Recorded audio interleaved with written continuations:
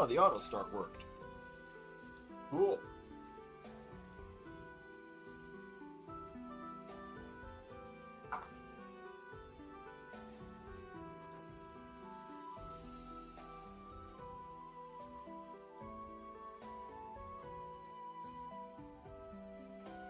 Alright, I got gripes to air out with y'all. And by that, I mean I'm gonna address myself here after I turn on my captions. One moment. Hello, hello, police headquarters. Perfect.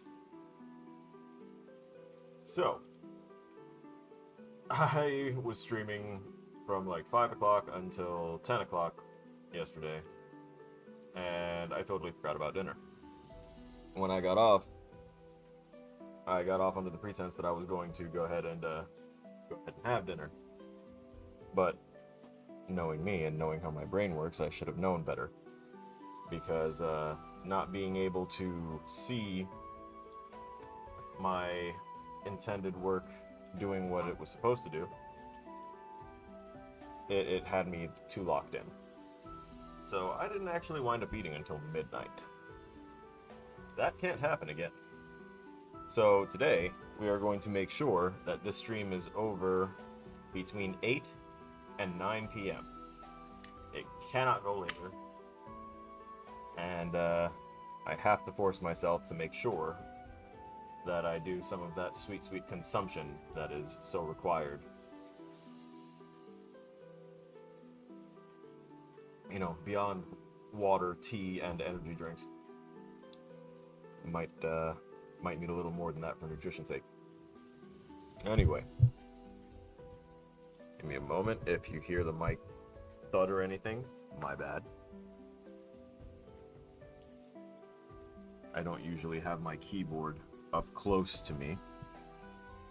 So as a result, I've gotten kind of used to it just kind of being out of the way. And now I need it.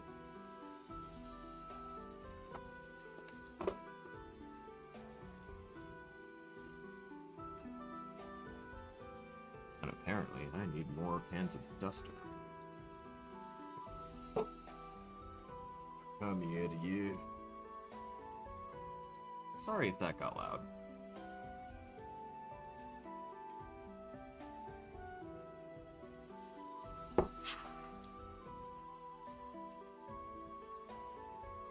Okay, that should be good. I can't touch my own filth. No one makes me bleed my own blood. Nobody. I'm actually also going to open up my document on this real quick, just so I can brush up, make sure. I'll even take us off of the starting soon screen here. Starting soon. There's nothing crazy in this document that I need to protect. Alright. Let's go ahead and... Oh. I just heard my camera turn itself off. Let's see if swapping over will turn it back on. Please. Apparently not. Uh-oh. How unfortunate. Uh-oh. Now that's fortunate. Alright. I forgot an intro thing. So, hello ladies and gentlemen, it's me, Sergeant Killer Snow with Snow Studio Games. Today we are going to once again be continuing with day 4 of the streamed development of Portal Pong. I had to specify that because in my head it doesn't feel right saying that this is just day 4 of development when, in all honesty, this is like day 7 in a row. I've kind of taken to this a little too committedly, I think. Like, I haven't even looked at my other classes or stuff, and I'm supposed to be creating a game a week. The only reason I've been on this for now officially longer than it needs to be is, or rather longer than I was allotted to, is because I started this about 4 days early. because, you know, I could see what the task was, and I looked ahead after I completed my first module, which was, you know, just introductory stuff for class, and then I looked ahead because I was like, alright, let me see what I should start preparing for, because I know it's going to be a game a week. And once I saw that we needed to do Pong, I didn't see any reason not to. So I just kind of went with it. And, yeah, I tricked myself into thinking that it was due when Module 1 was due. One of our viewers here went ahead and reminded me that, that they're also in my class and in my school. They reminded me, no, it's a Module 2 thing, so that gave me all this extra time, because this should have... I thought I would not be doing this as of 4 days ago. So, this is, all by the grace of me being a little too high speed. There we go. That's what I know was missing. I had to raise this up a little bit to balance out lighting. And there was one more thing off in the distance to finish the light balance. Not that one. That. That's what I call games. And hopefully that will help some of this flickering going on in the...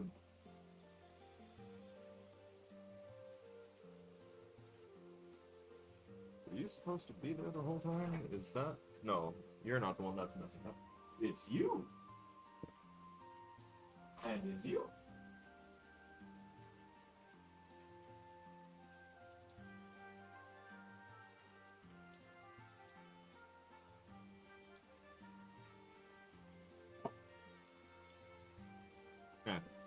A little better.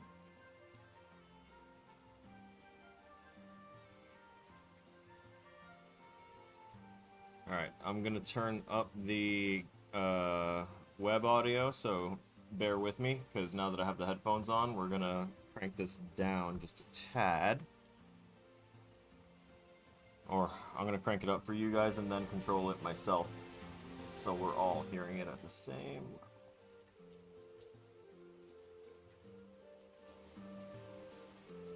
There we go.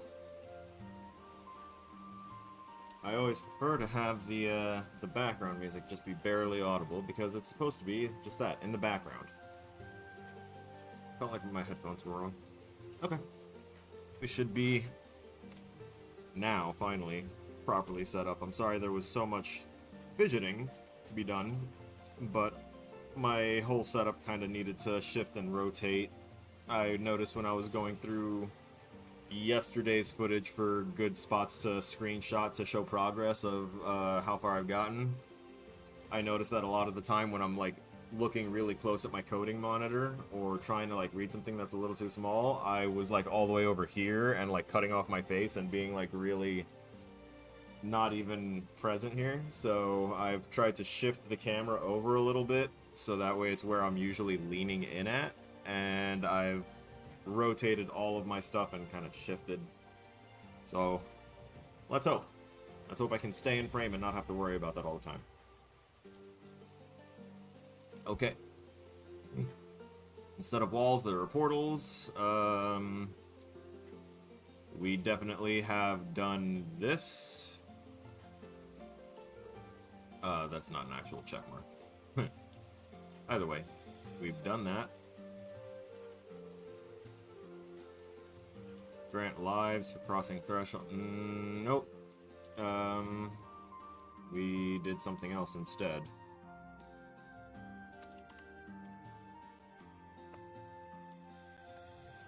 Those are still technically a part of the design plan, the unbreakable bricks and fragile bricks. The continue setting is going to be something that we work into our win menu, which is what we're going to be working on today. I forgot to mention we're going to be working primarily on trying to make a win menu, a lose menu, and then after that we're going to try and make all of our menus, all of our canvases actually look somewhat decent, presentable, you know.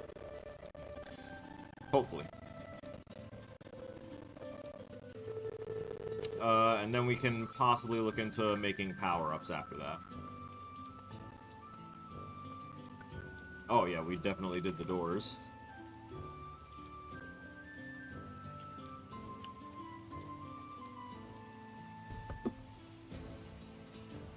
Cool.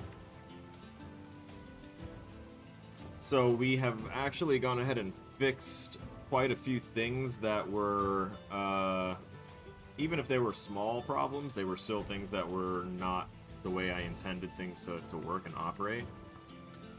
So, oh, hang on.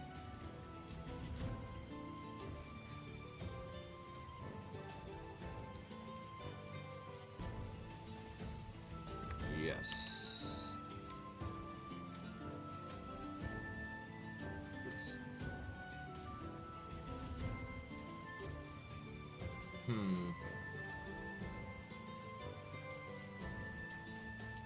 Okay, so that's if it's greater than or equal to the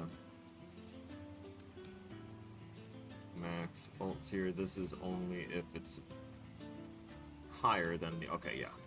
Yeah. We are good. So, my scorekeeper was having some issues. In that it was...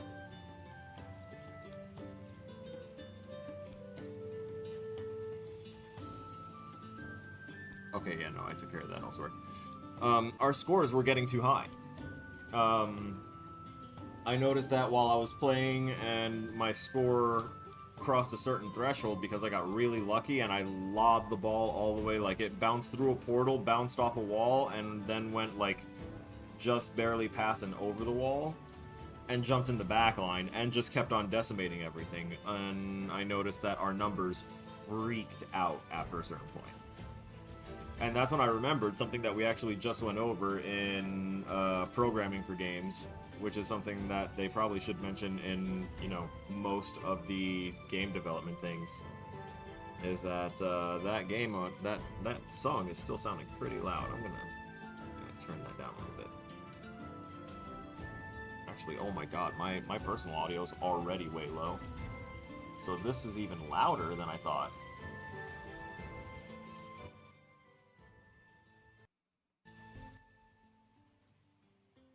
There we go.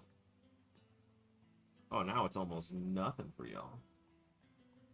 This shit ain't nothing to me, man. Oh, I used a potential cuss word. Oh no. Shadow ban.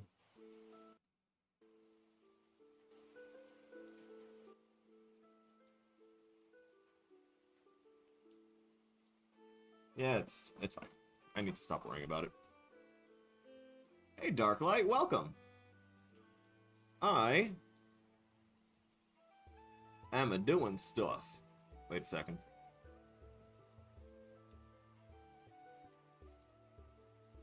Where? Where are you expecting this? Score Manager 105. Score... Oh! Yeah, you're right, my bad. Whew. Okay. So, in order to get around the problem where our score was getting so high that the number was breaking, there's a reason for that. And I'm going to give you just a quick lesson in understanding how the computer understands numbers and how it separates certain tiers of numbers, right? So, people generally know about a bit. A bit is 1 or 0. That's why it's like IO bit, input, output bit. 1, 0, yes, no, on, off. Beyond that, you start going into bytes, then kilobytes, megabytes, all that other stuff. You start getting into different sizes of numbers. And it's the same with, you know, full numbers, integers, and stuff like that. You can measure out bits in this and get, like, the maximum number that you can fit into a byte. You can, just so that way you can constrain your numbers, right? Or you could just tell your code, don't let numbers go past this, you know, hard value. But you can also just constrain them by using a specific type of number. Kind of like there's integer and there's float. integer being a whole number and a float being a decimal number, or a number with a decimal on it. There's other different tiers of integers and different tiers of floats as well. In float, you can say double, which means that it's just a much larger number and possibly has much longer decimal place values. And the same can be done for the whole numbers as well. So we had to jump up from using int, the integer value, to using long. It's just long. And I want to give you guys the proper amount that the long actually causes there. Long,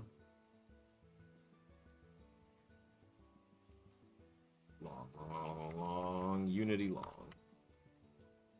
Oh, I have caps lock on.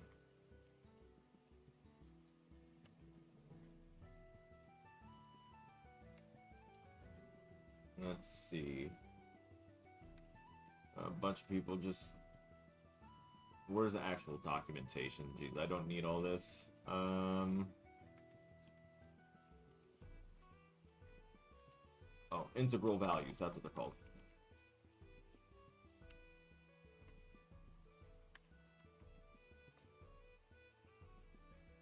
Yeah, integral numeric types, there we go. So there's like S-byte, byte, short, U short, and the differences between them is like it goes from -128 to 127 for S-bytes. Why isn't it -128 to 128? Because the computer counts 0 as one of those numbers, right? So 0 is technically the first positive number that the computer will recognize, because the computer recognizes null, the absence of a value, as a possible answer as well. So that's why it goes from certain values, and usually when you're doing your math, you have to know which ones will do that to the value, so that way you know if you have to add 1 or subtract 1 from your numbers to make everything line up right. When it comes to the difference between integer, int, and long,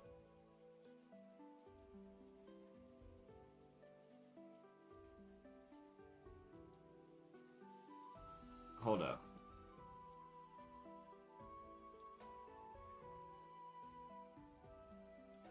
I might look into a different value system. No, I'll stick with long. Long is like long as shit, but it's long. Okay. Let me pull this over here, just so that way y'all can see what this is. So this is the range that an integer can hold when you're doing game development here in Unity, or just kind of in general, since this is a system-based thing. It's something that like is Microsoft stored. So these are their like number systems. You can go ahead and see that you can go as low as -2 billion, -2 billion and change, up to +2 billion and change, which means that my score went and blew past that on accident, just because my multiplier can go up to 64 now, and it was pinging around and hitting a bunch of bricks that had multiple, you know, point valuations and multiple hits to destroy them. It skyrocketed, and my numbers crashed. They went absolutely ballistic. They went into the negatives. They just completely freaked out. The scoreboard was absolutely chaotic. And so I learned about these. So the reason I said I was about to rethink the value system and swap over is because I saw that there was this uint, which would give me about twice the amount of space there, and I don't need any negative values, so I can just omit negative values altogether from the possibility with that. But then look at how the point possibility of this. Because if I'm trying to make this so that way people can, you know, repeatedly play through and constantly improve their scores, do I really want to cap them at, you know, under 4.5 million? If they're really super talented and manage to replay levels over and over, and they use the eventually intended randomized feature? So our number system is beyond the billions, trillions, quadrillions, and quintillions. It's nuts, ain't it? So, we are now using the long system to store our score and our high score. That's it. But because we changed those two things, we had to change how certain other things output their information. So you can see that we still get our bounce count as an integer because our bounce count should not be going into the millions ever. No one is ever going to be playing this game that long unless they create a bot to play it for some reason. So bounce count can stay as an integer. It's used to determine the multipliers and everything. And when we return the score, I went ahead and modified it here. So when we are given an integer from the bump scored calculator here, right there, brick bumped, it determines the bump score, and it will go ahead and convert that integer value that we got, because each brick is only going to be worth a certain amount. It's capped off based on the multiplier, and I've been very meticulous with trying to get that multiplier to be just right. So our private int score calculator will go ahead and calculate all that, dump it out to the add to score, and add to score turns it to an int 64 because that is what the long value is. It's still a part of the integer system, but int refers to int 32. Int 64 is what refers to the longer system. So we convert that when we add it to the score, because if we try and add an integer, like a 32-bit integer, to a 64-bit integer storage system, I've also discovered that that causes freakouts as well. Really weird freakouts, too. Like, I have no idea what was happening, and I didn't understand it until I saw a random post that showed what the value, what, like, one value stored as an int was printed out as when it was a long. So it was like the value of 13 was 13 in the thing, but in int, but then in long it was like 8L or something. So I was like, oh, okay, so it even stores it differently. Like it converts it automatically from what the value that we told it to do, because none of my values have letters in them.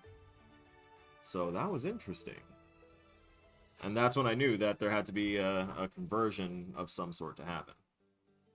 We also have that here for the load high score. So our save system has been modified to also use the longs. And for anyone that wants to try and go this route, if you're trying to use your player prefs to store a long value, a long integer numeric value, you can't use the set int command that is built into the player prefs, because it's not technically an int, it's a long. And there is no long command for player prefs. You can't set long and then do the same thing that you can do with int. So I had to look this up a little bit, do a little digging. It turns out what you have to do is when you save the long value, you have to save it as a string. So I wound up feeding in the high score, the get high score value from our score manager right here. I changed it to a long. Get high score, get current score, both of those are long values. Anything that references our scores are now referencing a long value. So by feeding in that long value there and saying I want to store it as a string, when we load the game, it goes ahead and takes that string and it does something called parsing, and it will go ahead and convert that string into a numeric value again. And that numeric value is going to be the long format.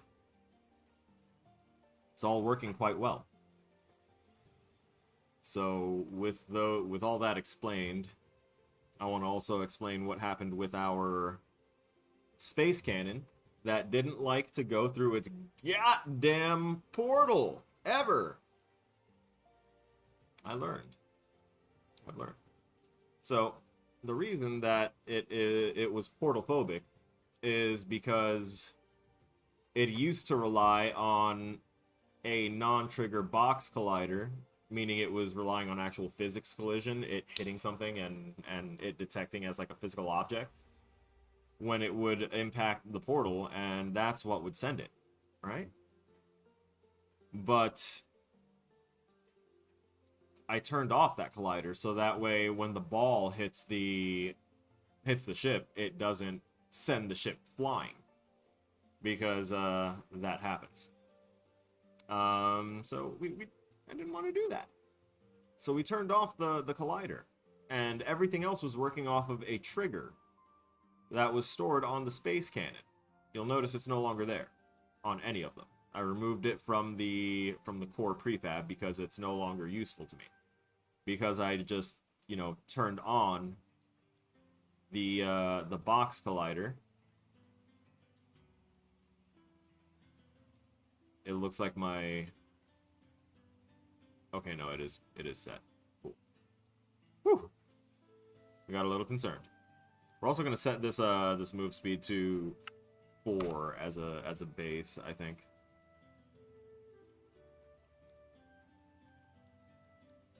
Yeah, we'll do that. So, the chosen strafe for this one is set to left, which is fine. If we have another one, which I'm probably going to have, like, the final level, quote-unquote final level, level 5, be the one that will have, like, the most cannons.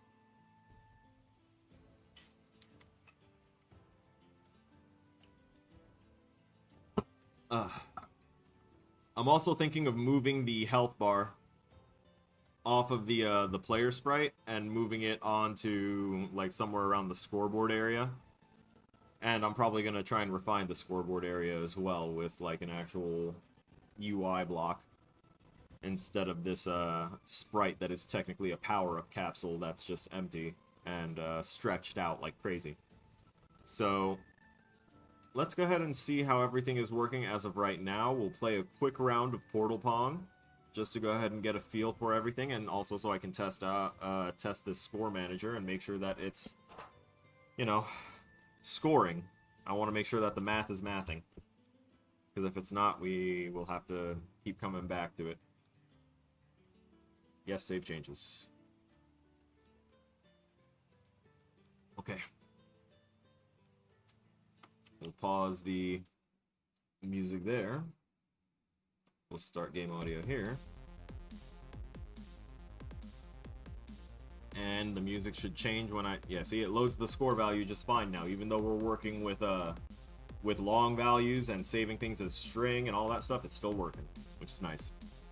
So next step is actually to lower this a little bit since I'm using headphones again. Yeah, that's better.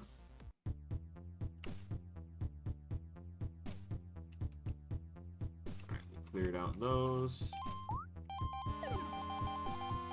Oh. Uh-oh. I don't remember saying 1,000 was one of the values I wanted. Oh, the multiplier's at 10 already.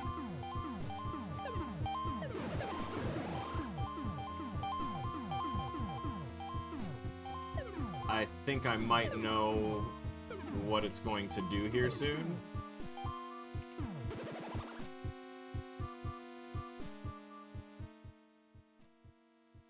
I need to sound balance that clip. I can't have the music like all having different volume levels and needing to be adjusted across each level. But let's see once it hits that next tier.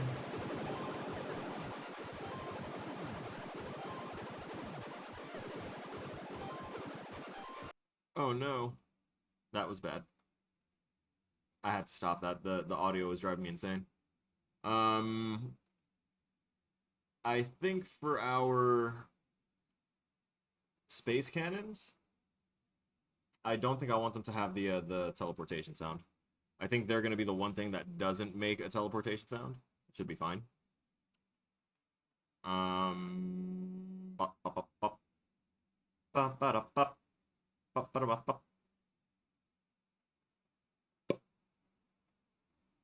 It should be in the portal script. That's... How did I click directly between the two and hit the wrong one?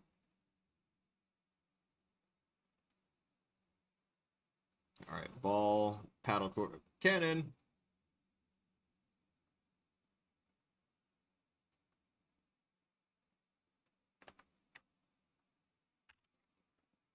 There we go. That should be fine. We'll accept it. Also, I don't think I need the print saying I think I teleported anymore. I also need to test the right teleporter. I do know that our player can kind of not trigger the right teleporter, so they get stuck if they are trying to go through the left one and one of the doors opens or closes on them. So we'll check that. Also, I need to double check that the scoring, because it didn't seem to go up past a certain point. First, cool. Alright, looks like it changed from the right one to the left one. So let's go back to our stage. These are the fine-tuning little things.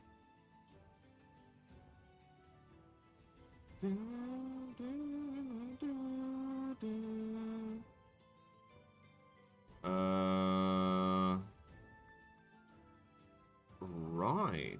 Actually, I think I see why. Yeah. You... Oh!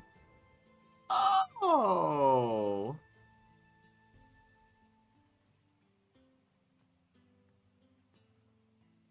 And there you go. Why were you so far away?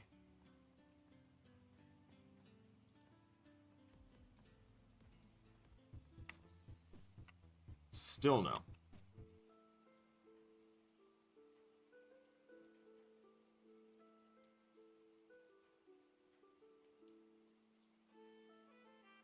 Wait a sec. How are these positions in such different spots? What? Whatever.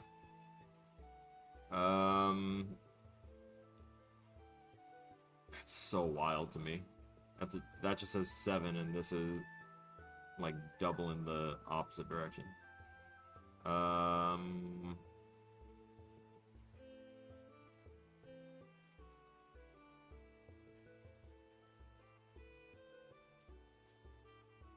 I'd say right around there. And that would situate your egress point. Still decent, I hope. Okay.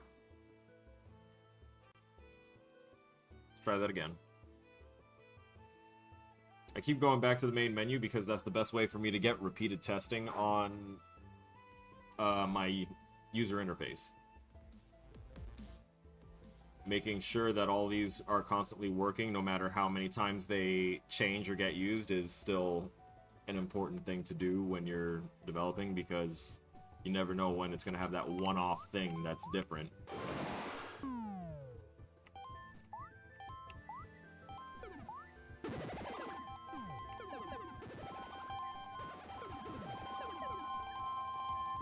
That value should have gone higher already. It shouldn't have capped out at 10.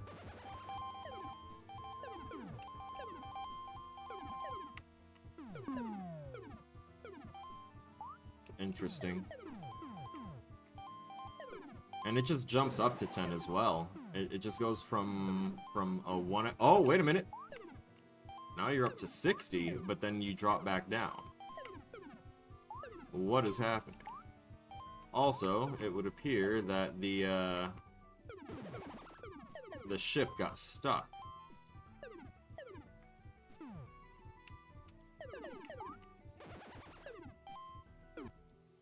It might need an extra push when it comes out of the portals. I think it's just, like, perpetually stuck in one direction.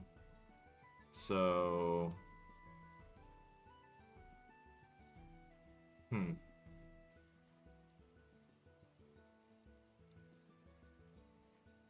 Tiny troubleshooting things. is it's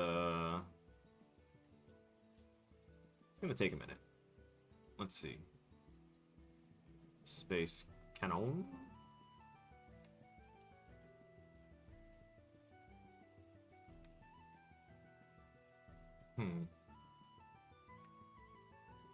It's trigger collider. Yes.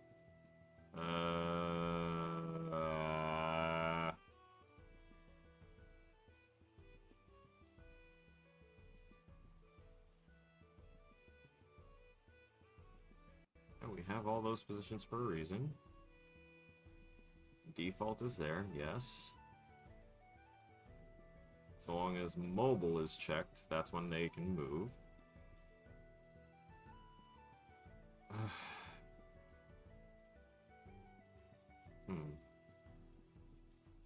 Show me your code.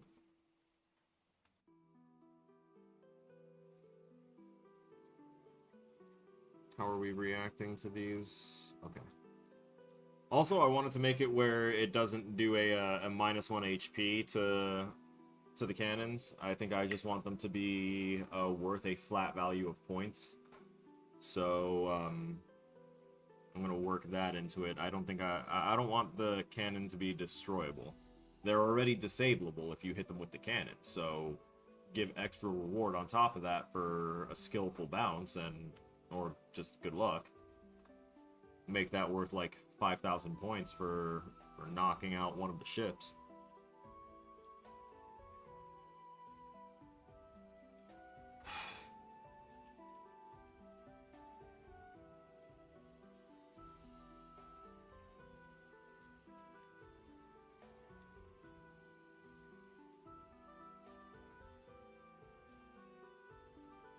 But unfortunately, this isn't the main thing here. Where is...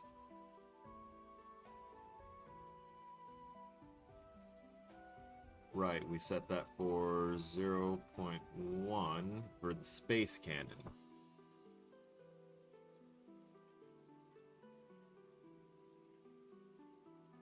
I think the space cannon is the one that might need to be set to 0.25.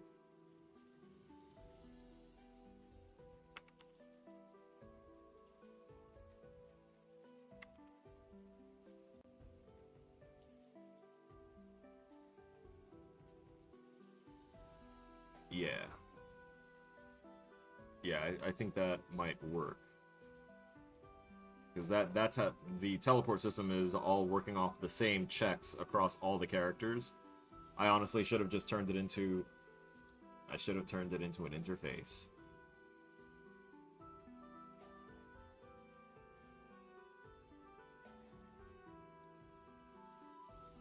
Maybe later. Later on down the line. Let me write that one down, actually. That one's not bad.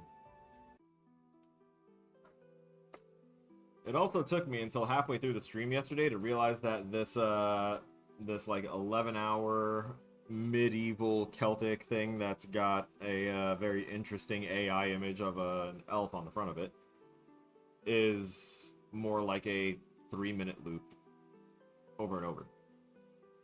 But the day one of this video, of this little development cycle, the day one stream, I used a playlist of DMCA free, easy Twitch streamer and just streamer free music, and I got like 5 copyright strikes on that video so far, and I'm already going through the process of having them mute the audio in the background if it can, and that one video might have certain portions where I will be completely muted as well. But that's just how it is, and that's why I went with this, because after day 2, no problems. I still haven't had an issue, haven't had any flags for having this playing, so even though it is a repetitive loop. Let's see, to-do list, troubleshoot portal collision, that's pretty much done. Make bricks side, oh, this is old, and a game manager and sound persistence. We took care of all of that. So what we want to do here is try and turn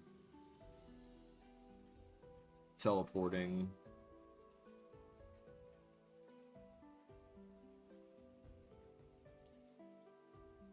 logic into interfaces. Or just interface.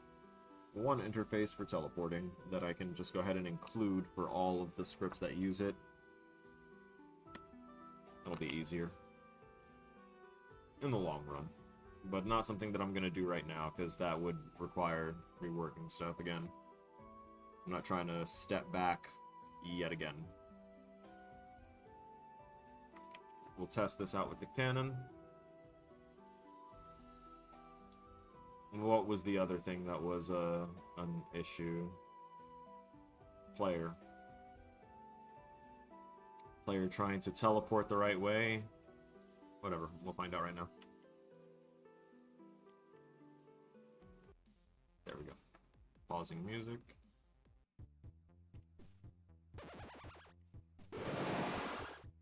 That's the thing right there.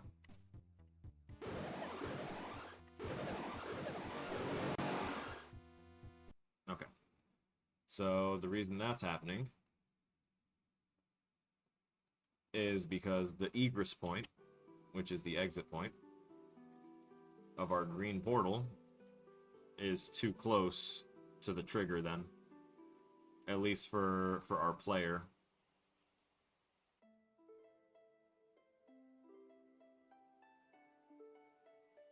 What if I add 0.5 to it for the player?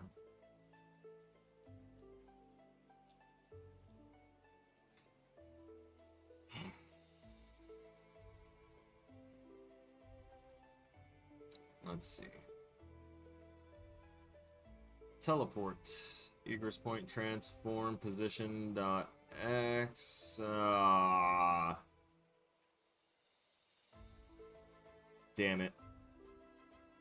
That would require me separating the portals and their logic instead of just using the appropriate x value. So I just need to move the egress point over, or move the green portal trigger back just slightly.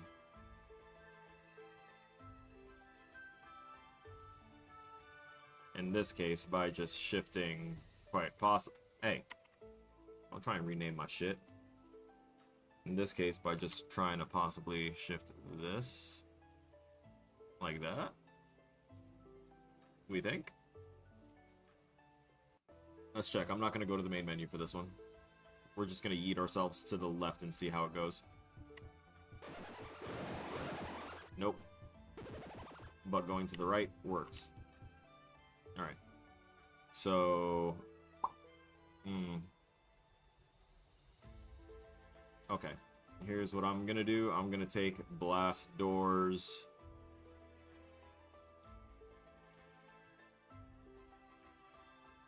top right, bottom right. And we're actually going to shift those over ever so slightly.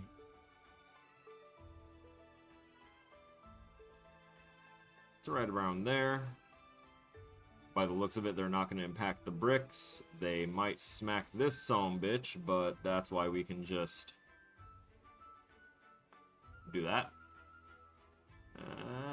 Oh wait, it doesn't matter. That's right, I totally forgot because it's just a trigger. It's not going to affect the cannon.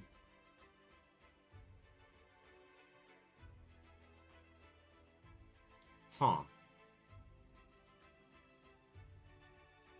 I can't make it a null collision. I need it to interact with the ball. What if I put it on the wall layer?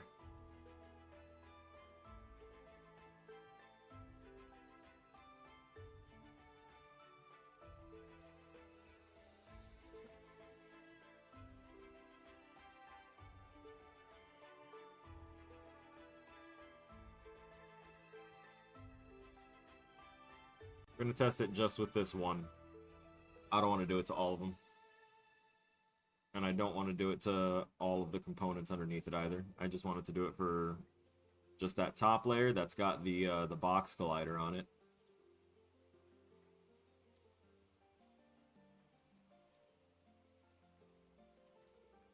Also, I'm kind of annoyed that I can't just use kinematic.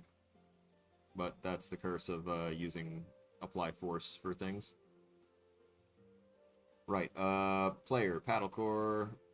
Let's see about me. No, we can't apply force. Because we're being controlled by player input. Okay.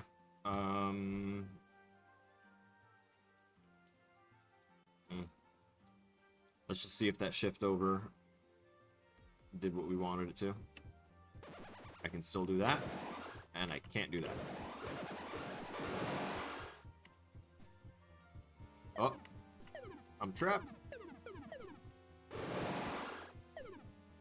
Nice to know that it didn't let me yeet myself out of the map. Yeah, it just feels wrong that there's so much space between those and not those. Why is this being an issue?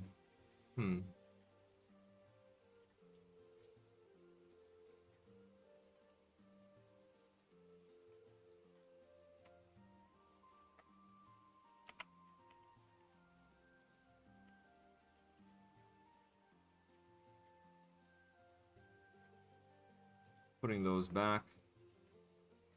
Setting this back up with the wall layer. This object only.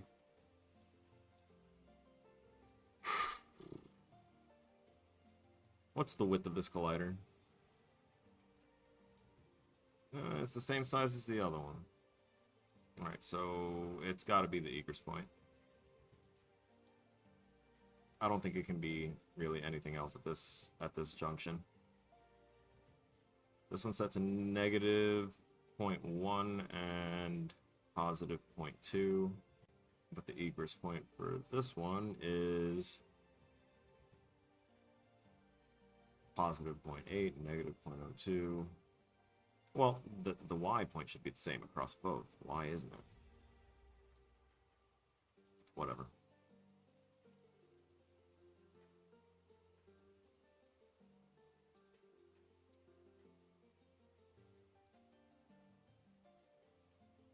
See if scooting it over even just the tiniest bit.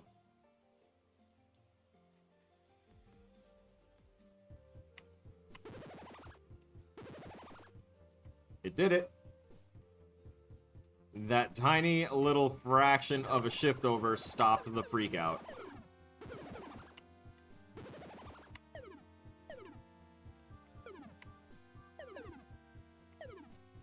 I need to test something for...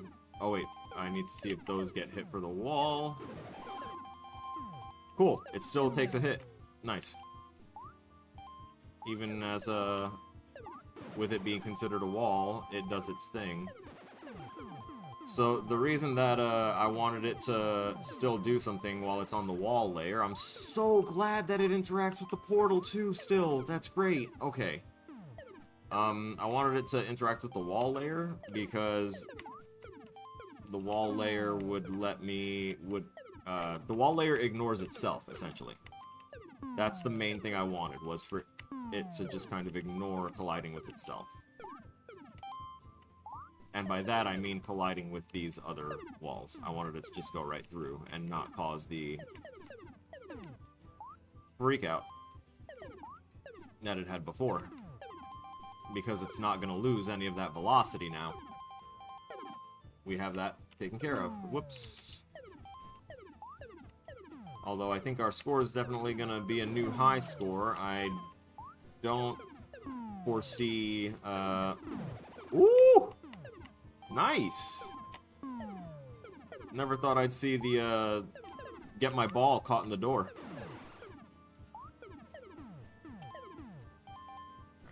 I need to figure out why it's automatically multiplying to 10.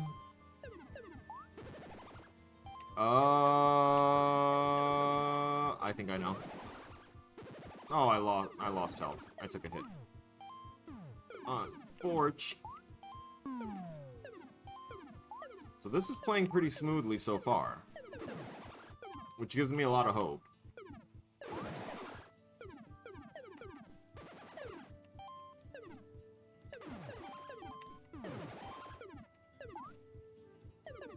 Oh. I also have thought of a way to possibly mitigate the multi-firing of the sound effects object. Because it does stack on top of itself and make that kind of unbearable when it triggers too much too often. So, I think if I try and store the value of that generated sound effects thing, because it basically creates an object, a prefab of ours. That's a... oh no. Why aren't we in a win scenario?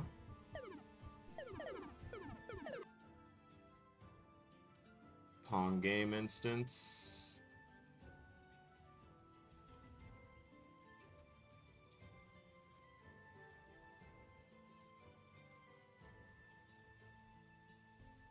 I don't understand. This was working yesterday.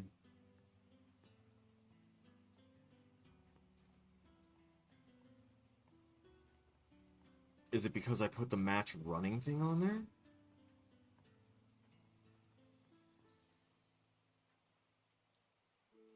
Hang on, what's my current...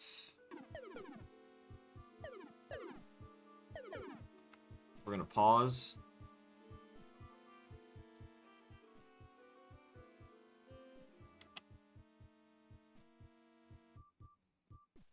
We're gonna go to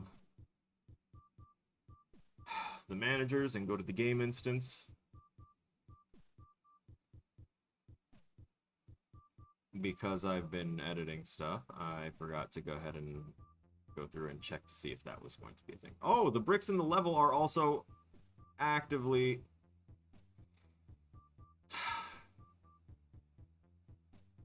Okay. Understood. So it did populate them all, but now I have to go through and double check the logic that removes them, and I need to make sure that we apply the win and lose sounds appropriately there. We're going to go to the start menu, because that's not going to post our score and save our high score if we don't actually hit a win or a lose. So...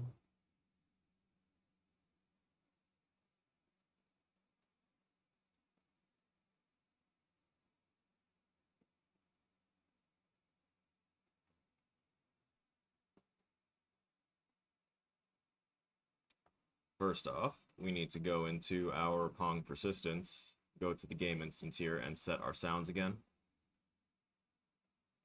Or rather, set the sounds initially, because we didn't have them in there. I just remembered that that's... we had those in the game manager instead of the game instance. So, we'll turn on our music, and we will continue. We want the win sound for right now to be that lovely FNAF stock cheering sound, and we'll have the ball drop noise be the losing sound. Yes.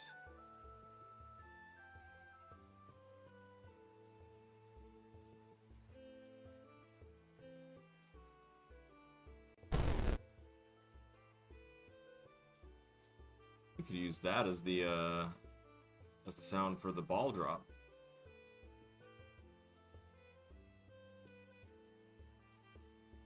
Change this to lose, and then use projectile hit, or maybe the explosion. My ears! Oh! Oh, that was awful. Oh, I need to balance that as well. Okay. Oh my god, that hurt.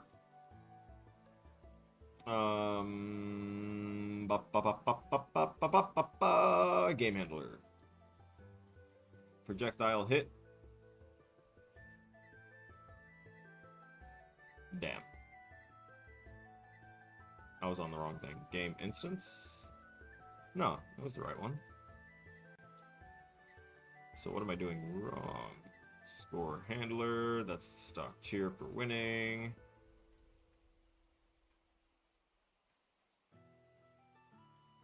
which I don't think is actually ever called.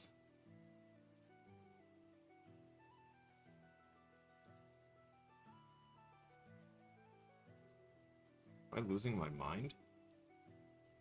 I am. It's no longer here that I have to worry about. At least for sound reasons.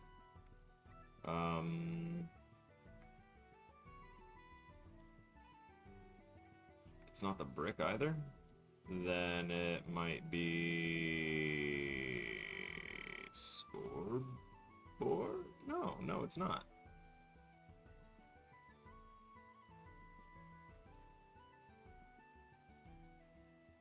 Which one of these things has the need for... Where's the sound? The bump sound. Find references in projects. Yo, you serious? Son of a bitch. I know it's used in one of these, in one of my scripts. I just can't, for the life of me, remember it right this moment. It's got... Oh, there it is. It's in the Pong ball. Whew! There we go. So, dropped ball. We're going to change that from the lose sound to... retro projectile hit. Yes. Okay.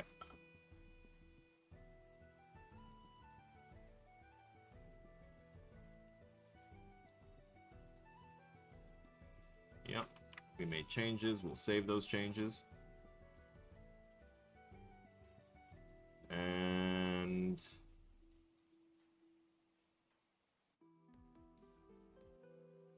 hang on. Back to main menu, please. Let's do this right.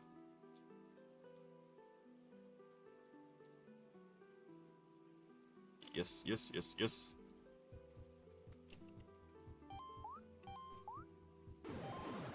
Still gonna have to look into the score. Ooh!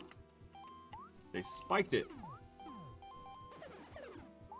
Once I have this set up... Oh, I didn't finish looking up the level templates yesterday, but that's fine. I don't need to work on setting up the look and appearance of the other levels just yet. I do need to, however, make the brick configurations for them.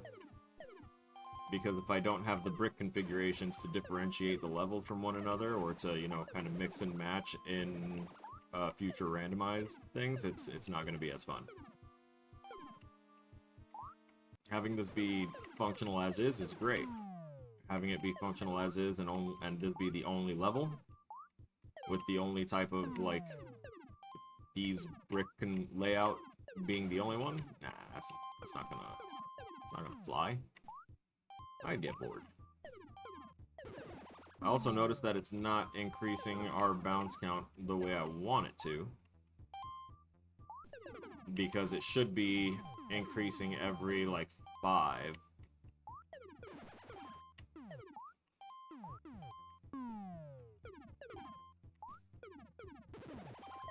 So I think I mixed up my math in trying to make it understand that, you know, the bounce count needs to be compared against the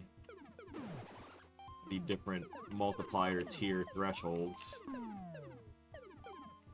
which are literally just multiples of 5. Up until 20 bounces, where you're supposed to get an 8 times multiplier multiplied by 2 multiplied by itself.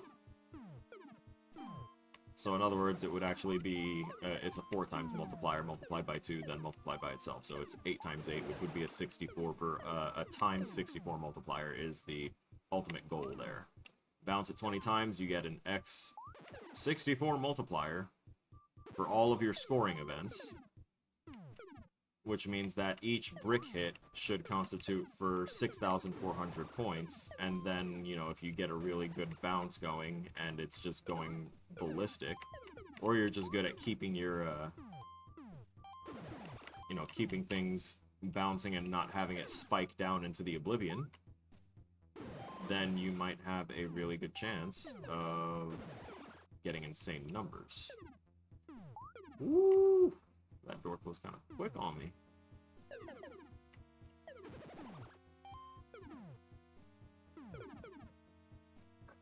know that I could have tested it with a loss as well, but I prefer the win.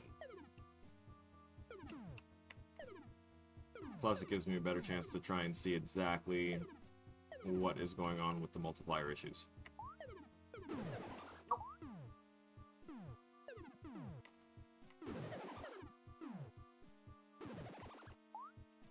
That was smooth. I'm mad that I slowed it down like that, but it's okay.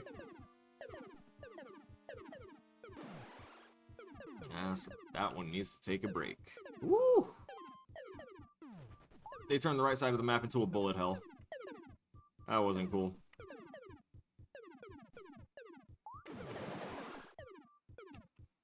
Nice. I got my answer for what happens if I try and go through while the... Nice. Oh, I lost. But it did still save my high score, which is good. So that is something that I try and do with... that I wanted to do for the win and lose screen, where no matter what, whether you win or lose, if you manage to get like a really high score and get really far, it's not going to just nix it just because you lost. And I'd rather not have to try and resort to, you know, the previous high score or the previous score before they started, you know, their continued level, if that were the case. Because I don't want that to be like... That's some extra stuff to store, and with these already being long integer values, I don't want to wind up confusing myself any further. For now. The point of this class was to use the things that we know to develop quickly. And I've been trying to do a bunch of things that I don't know and I'm unfamiliar with. But I was correct in thinking that in identifying some of our issues there, because it did manage to call up the lose. But I also remembered that we didn't fix the thing that would have fixed the win scenario. So, with that in mind, I need to look at... First off, I want to collapse these. Just looks nicer. We got to look at a couple of things.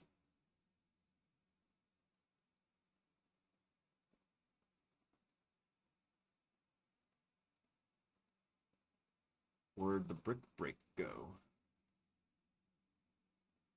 Level manager, don't need that one. Although this was the solution to our sound design problem, where our background music wasn't changing based on the level or the menu or anything. We fixed that here. Our load game is a little heftier than just loading the game, but it's also fine. We can close that out. Sound mixer manager. We can get rid of this. This was the old code that was not functioning correctly. That's what I get for trying to do everything in update, when I can just as easily call things when I want them to.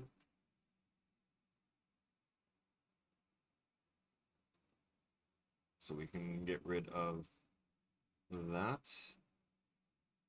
Game prefs, I already explained how that was working now, and I can get rid of the debug as well. It's not needed there. Now that we have fixed the logic for trying to understand saving and loading volume.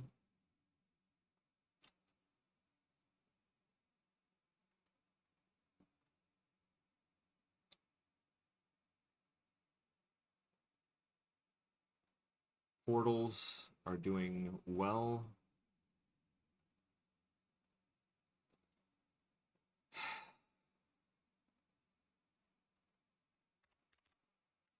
This is actually a fun trick that I've been using, by the way, is the transform parent equals null. So if you make a prefab, right, that means that you've attached several things together and you have a nice little bundled object. Now what happens if you want some of the things bundled in that object to be used by other things as a reference point for its position or other stuff? Well, it's going to get its local position. Even though the transform commands and everything will go ahead and say that it gets the world position of the object, when it's a child object, it will give you either the local position or some weird like amalgamation of the world and local position averaged. I don't know why it was doing it. It was just not a good thing. Not for me. So I wanted to get more dedicated values, like ones that were actually accurate. I was like, how do I do that when it's already attached to this one thing? Do I make a new prefab that, you know, combines all of it again so that way I can interlink things? And then I was like, wait a minute. Why don't I just drop it off of just abandon it?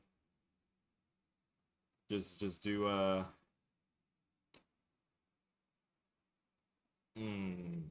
let me think twice about my wording there. Yeah, well, we'll just stick with abandonment as the analogy. Woo! Dodging bullets that I'm firing at myself here. Wow. Anyway, so what this does is it goes ahead and drops that object off of the hierarchy. So it's no longer like saying, hey, I'm a child object in relation to this. It becomes its own independent object, but it's still technically a part of the prefab. It's just its own independent object now as well. So you can get that specific transform without it being a local to a parent object transform.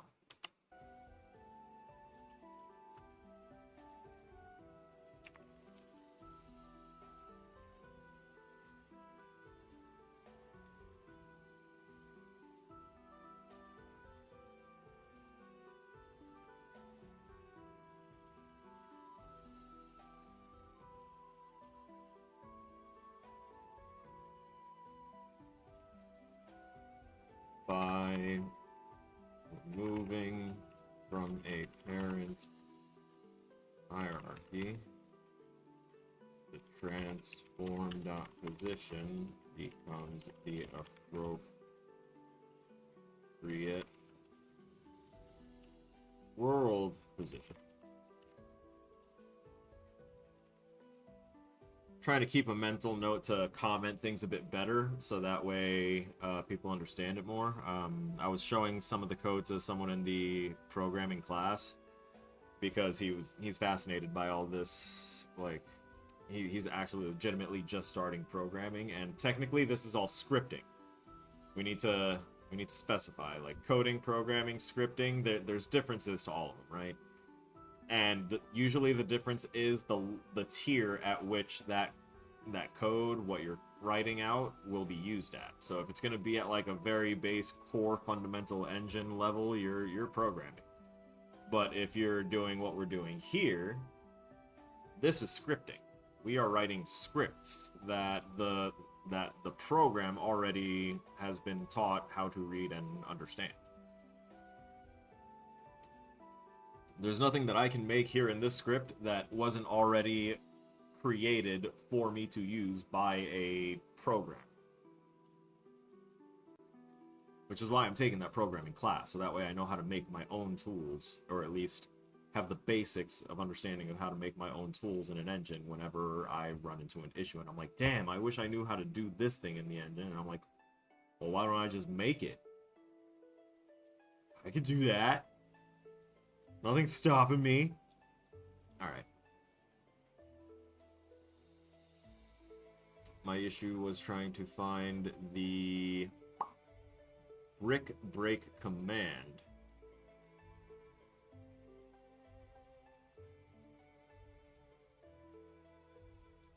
Which I thought would be around here. But apparently not.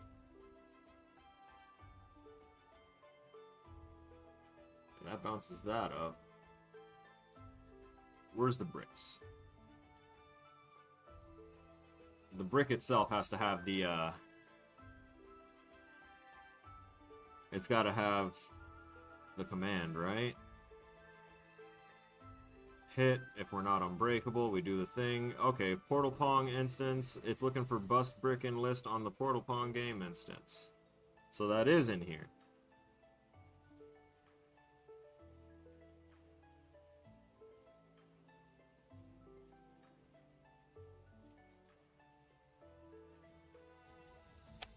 It's removing the brick, but it's not removing the entry, the slot for the brick. Ah. Ah, okay.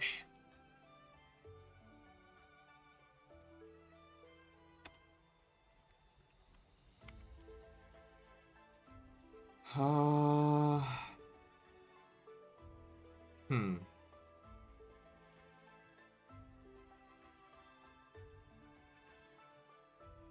Let's see.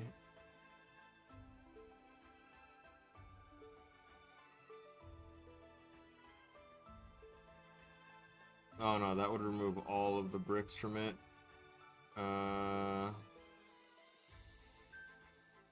No.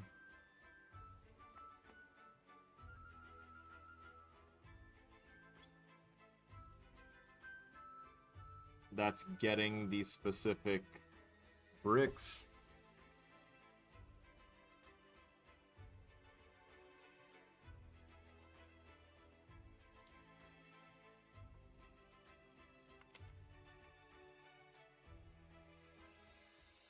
Hmm.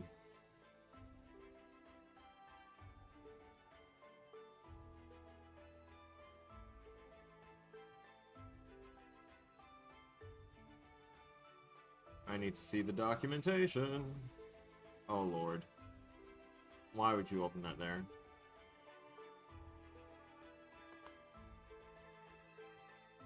Okay, so remove at would be extending return T. First, remove at 0.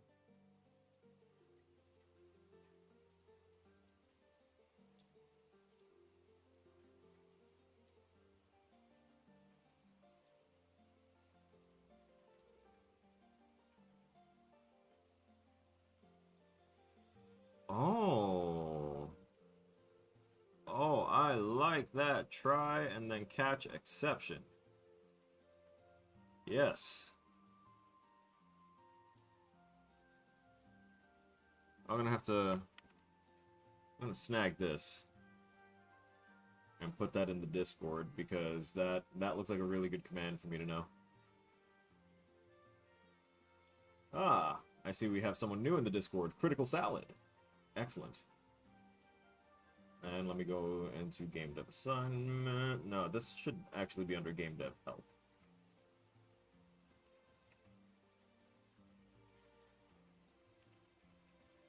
Expected null errors. Alright, but that's not what I was looking for here.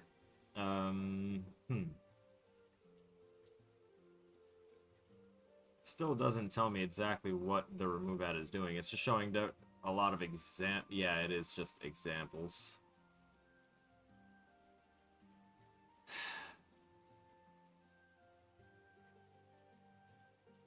So do I have to make it instead of a list? I make it into an array? Is that what we want to do?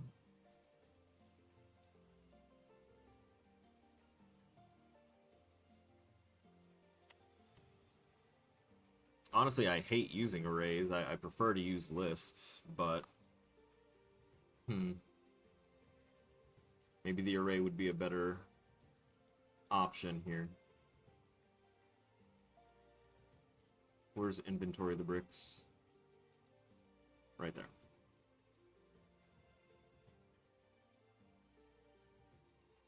Okay, so it should still work if I go ahead and change it from list brick to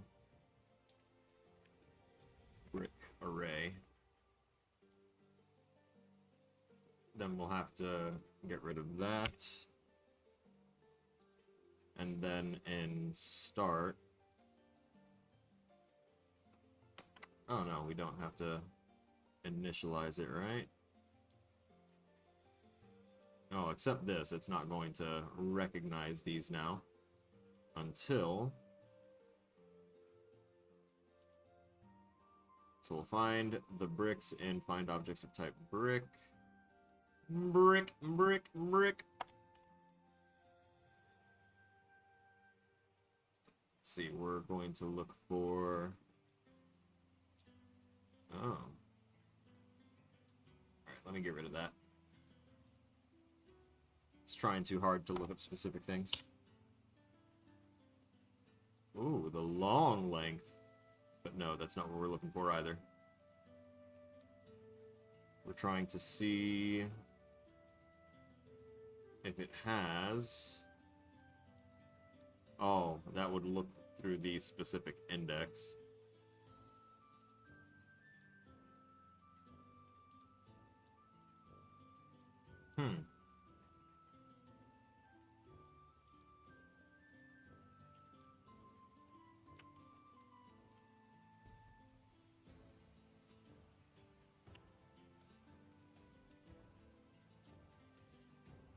How would I even add stuff to it then?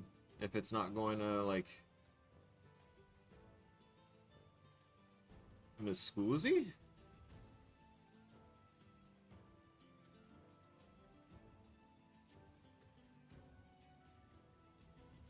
It would automatically be a null array because I haven't been able to set the size of this.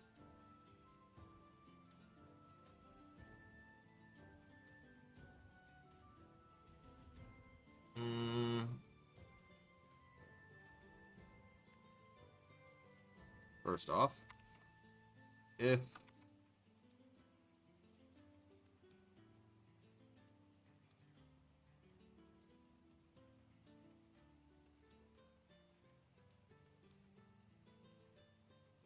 damn it.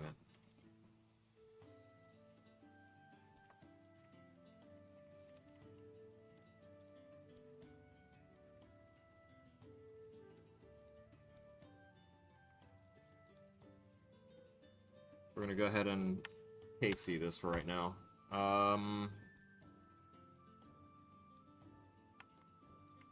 Bricks in level dot add.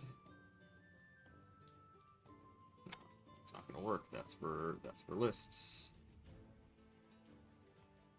Is equal to new.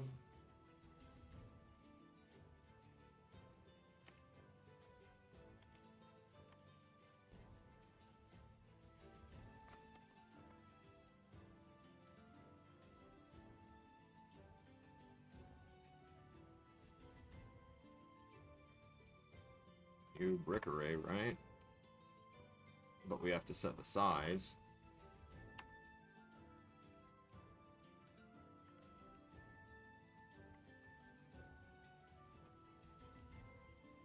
Find objects of type brick.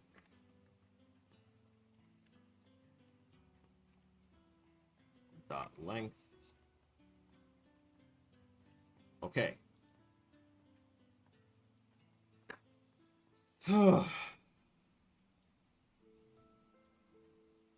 So, what we are doing right now, because for some reason our inventory thing just wanted to stop recognizing our bricks as something that, you know, it could actually change in the list. Like, our list stopped responding the way that it was literally just responding yesterday. I didn't touch it, and it just broke, so... We're going to convert this to array logic. And... though I could have left it as a list and converted it to array, it just doesn't make sense to be that circuitous about it when I could just... It's only used in the script. Just make it array and swallow my pride. Do it up that way. So now that we know that this array is the size of the amount of bricks in the level, I think we can now go to bricks in level dot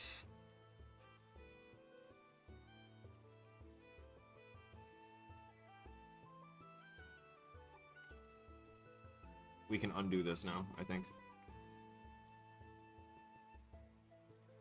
So for every brick and find objects of type brick, as long as it's not null,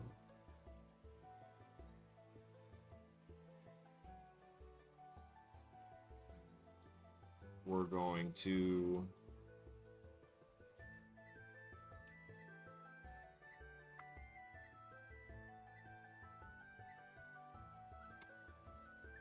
run a 4.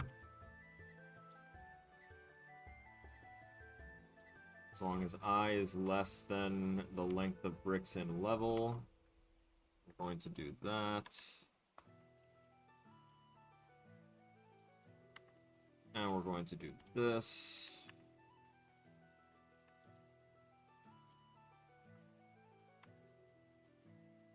Okay.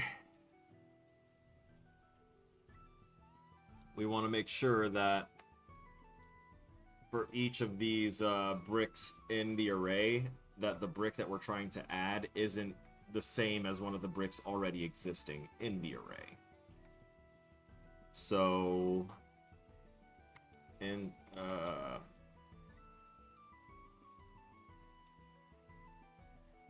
yeah.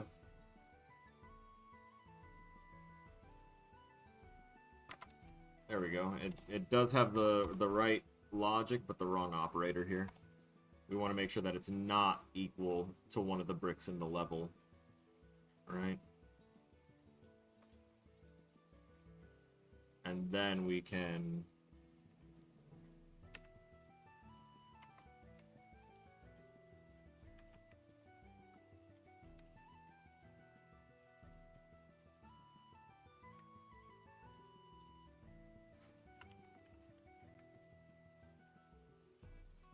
Is there like an add to command here? Nah. Nah.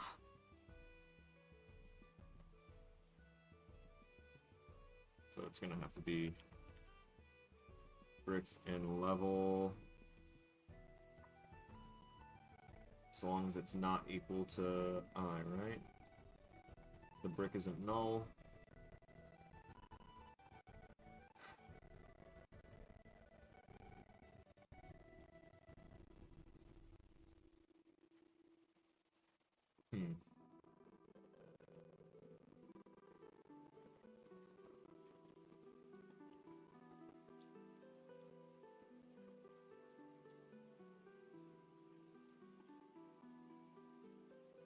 I need to look... I can't believe I have to do this. I have to look up the command to add a specific thing to a fucking array.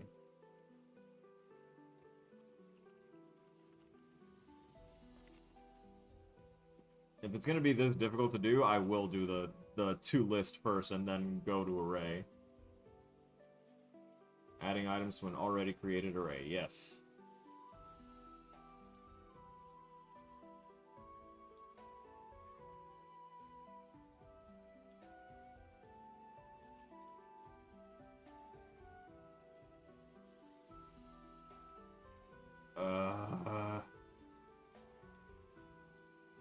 Love it. All of the answers to this first post that I clicked on. Yeah, what you're going to want to do is, to fix your array, you're going to want to go to the top, and you're going to want to put using collections generic. And then you're going to want to change the variable, chop off the little array brackets at the end, and put list, and then you should be able to add things to... Oh, God. No, that's another post that is literally just... Oh, my God.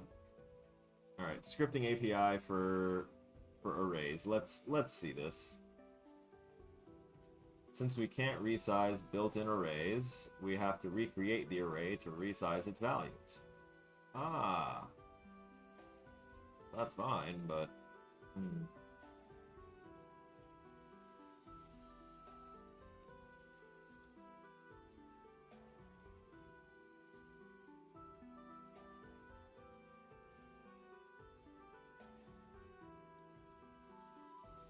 Removes the first element of the array and returns it.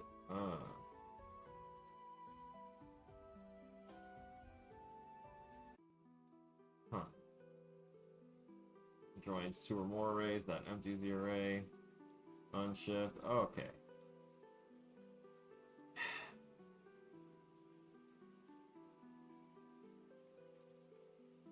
Seriously, the list is the best option, and the list doesn't seem to want to do the thing. Julie, do the thing. Okay, so then we're going to go back on this.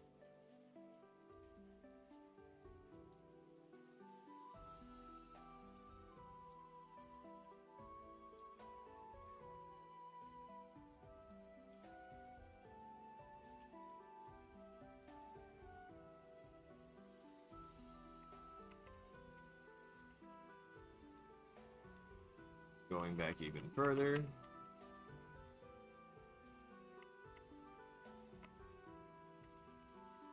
There we go. Well, we've undone all of that. It's a good 20 minutes wasted. That's okay.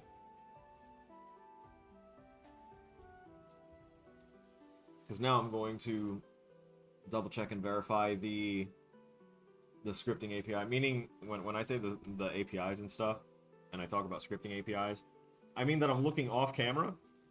I'm looking off of my main 3 monitors, and I'm looking at my fucking TV that's between the living room and the kitchen, and trying to read tiny text. Because that's where I currently have my, like, research tabs are all over there. So when I'm looking over here, and I'm, like, whispering to myself about scripting APIs and various other things, it's because I'm trying to find shit, and I'm looking, and I'm frustrated. Flustered as well. Okay. So Unity. Remove index from list. How about that?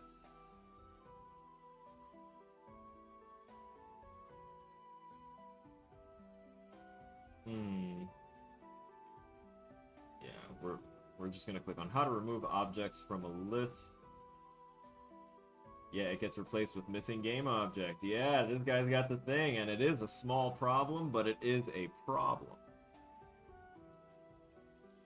Only existing objects remain in the list. Using the list functions, remove list to item. Or remove at... Yes.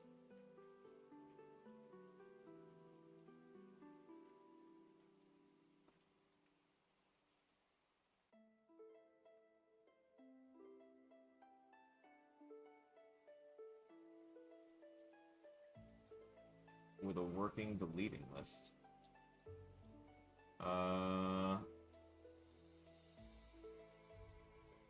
Okay.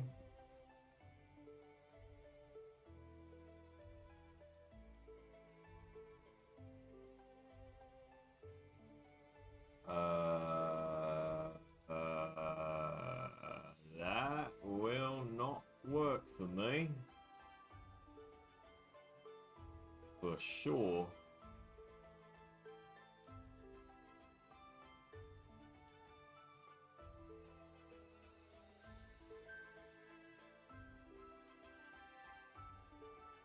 Hold up. They might be onto something. I need to go to the bathroom real quick. That's where I'm going to do my best thinking while I pee. BRB. Oh, look, it rhymes. What times?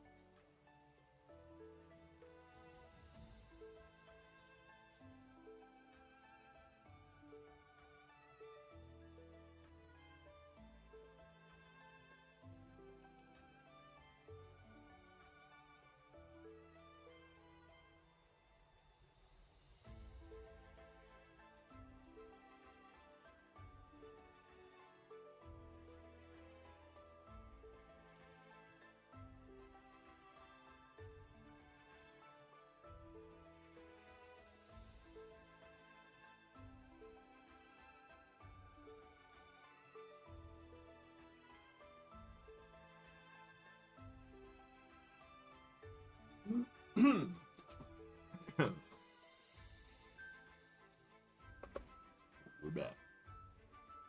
And we're back. But we're back. And we're back. Okay. So, bust brick and list. Okay.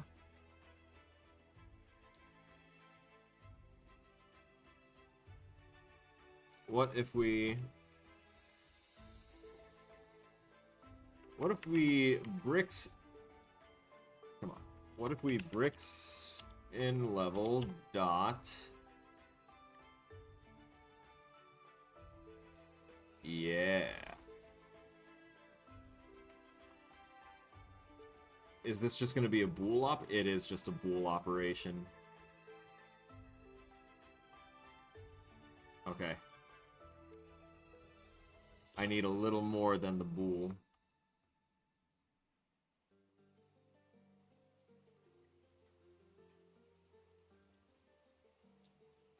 Index, count. Ooh, interesting. Anyway.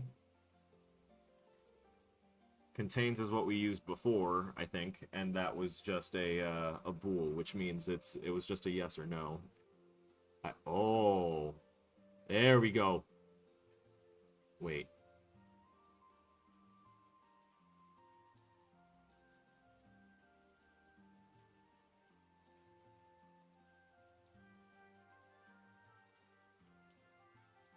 We don't want a for each either.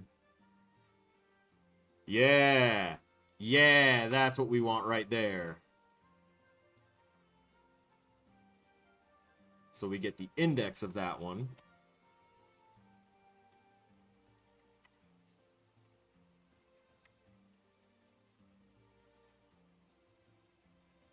And theoretically...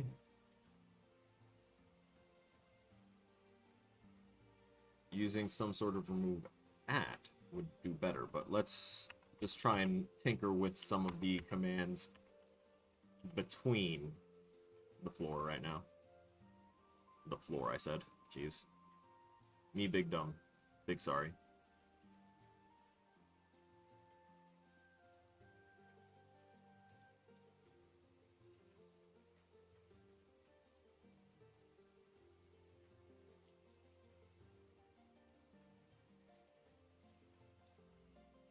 And clear is just like it completely dunks something out.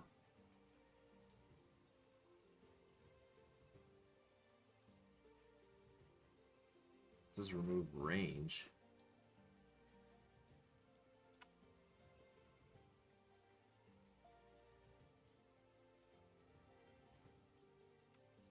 Index would be the index of that, but what would the count be? We'll find out. That's index. And what is count? Is it supposed to... I'm not sure. Well, it's not. I think the only other thing I have available that I haven't tried already is remove at index.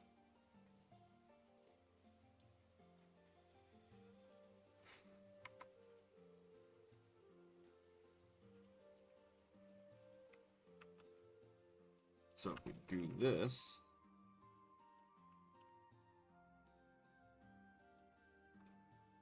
we should be able to get rid of that, and possibly, okay, see that.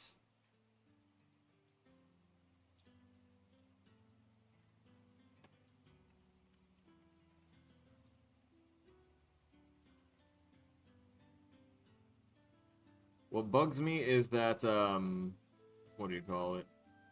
The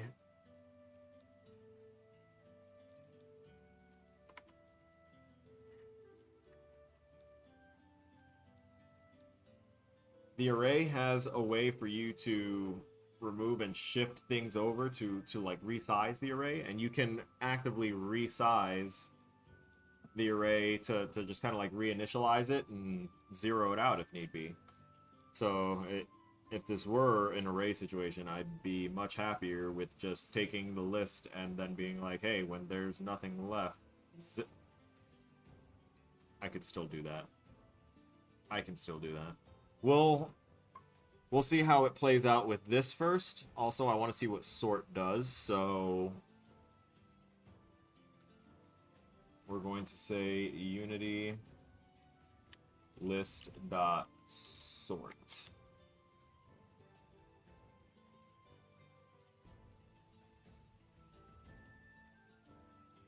Okay. Person thinks they'll need too much. No, that's so not what we needed, and not what that person was asking either. Just a bad response.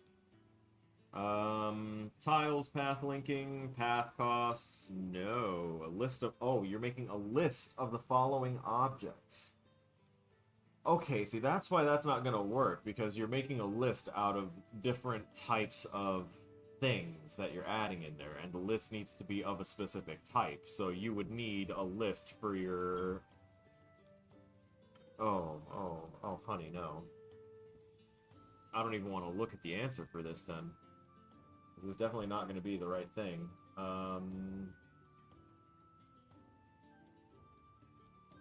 Okay, list T sort methods under Microsoft. Oh, wow, that zoom is crazy, but that's because I was using it to show you guys stuff. But that's fine, because now we can all look at this together. Using the specified comparison T. Sort the elements in a range of elements in list T using the specified compare. And sort the elements in the entire list using the specified compare. Okay, yeah, that's fine. Comparison T, that's I comparison T, or I comparer T. Interesting. Sort the elements using the... Okay. Public void sort. Oh, is that the actual, like, sort command? That's crazy. When comparing elements, comparison is null. Oh, that's the null exception, is if the comparison is null?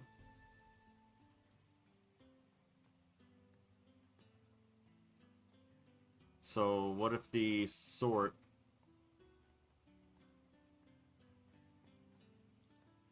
So where's the fucking example at? Oh. Hello. Oh my god. Where's your shit? Parts sort. Part X, part Y. And your delegate was declared where? Where at?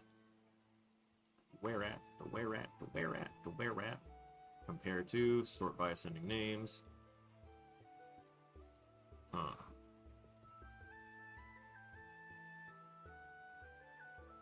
You didn't declare a delegate. That's just something that apparently you just kind of know. Unfortunate. I don't think I should be using that method then. It doesn't look like it'll do what I want it to do.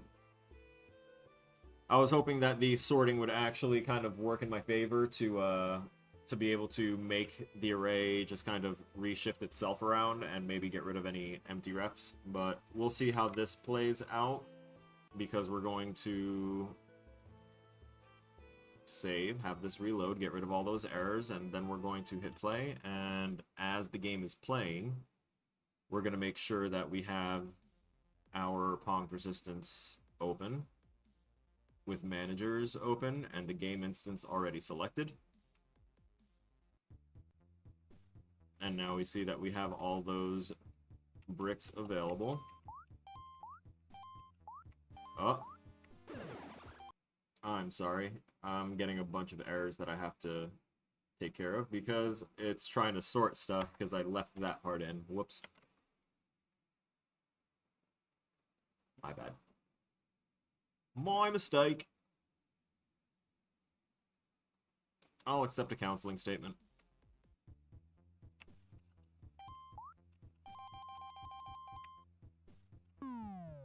Also, I forgot to do the thing. Or else I'd just get distracted and keep on, you know, not. We're locking that.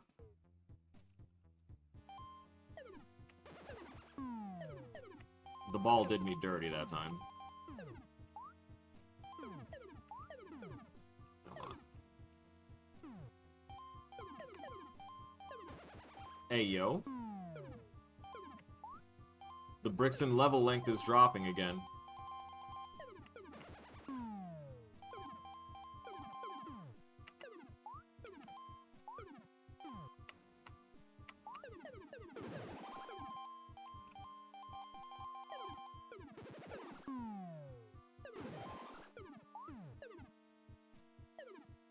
So now I have to worry about that being a possibility. Well, maybe not. We'll see how things play out. Because that was only a one-time thing, because we really didn't change anything in the win and lose conditions for it to just not, you know, run the code that it needed to run for getting rid of bricks. And theoretically... You see that? Oh, okay.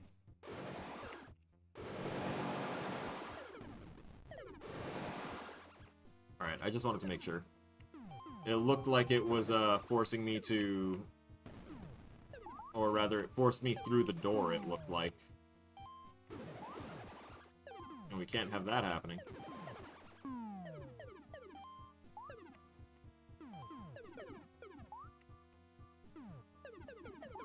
The reason we're still going is because I want to make sure that it's going to call the win. We know that it called the lose, which is fine. But not being able to call the win as well would be a little too messed up. Alright, let me get to the right of these.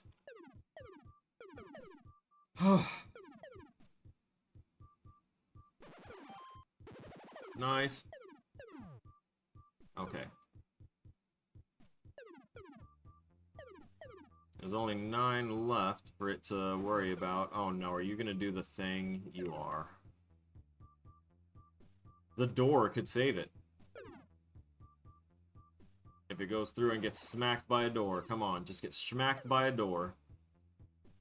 I really don't want to have to restart it just to play that through again, but...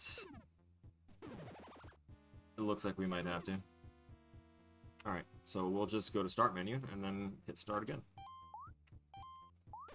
Alright, it looks like the list safely remade itself.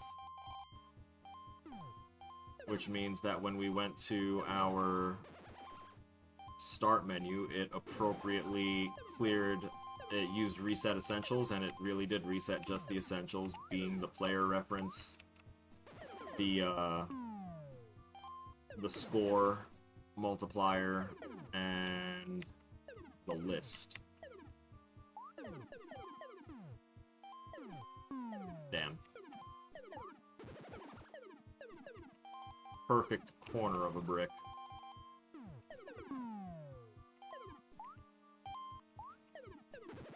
Also, I definitely know that my scoreboard is wrong, and it's referencing, instead of the index value of each threshold, it's actually grabbing the reference of the whole, like, threshold value itself, instead of just the index. Because I have it ignoring index 0, and then it basically references, like, 1 through 4.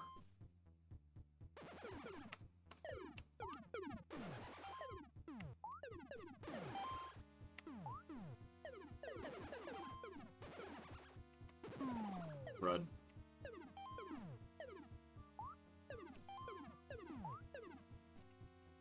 Keep seeing the motion activity of the list getting updated, because it will remove a brick and then the list will shrink a little bit. It didn't do that before, which is why it didn't give us that win, and it caused me to look into this more.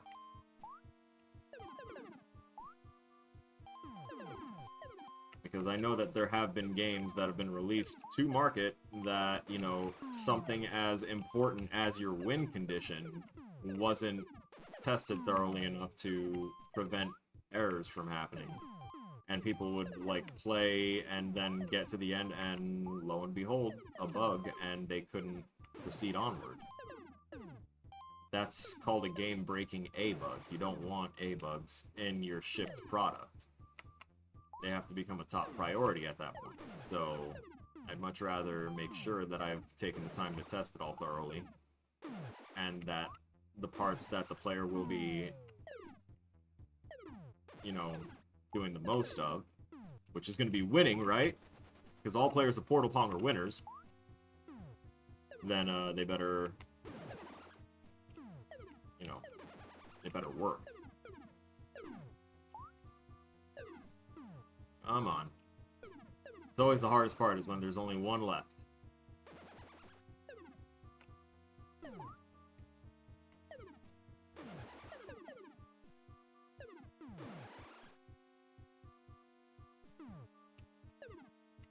I just had an idea. Hey, we get our win. Awesome, and the win only plays out once as well, so no more of that crazy, let's go ahead and spam U1 over 1,000 times in a second because it's attached to an update. Okay, we did the thing. We have a new high score, 130,400. Let's back out. Let's quit. Oh, let's quit there. Excellent. So that works.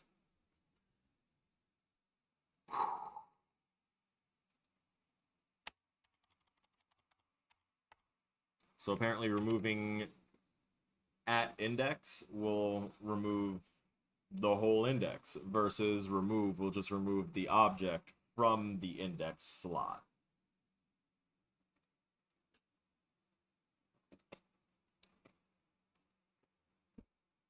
Okay.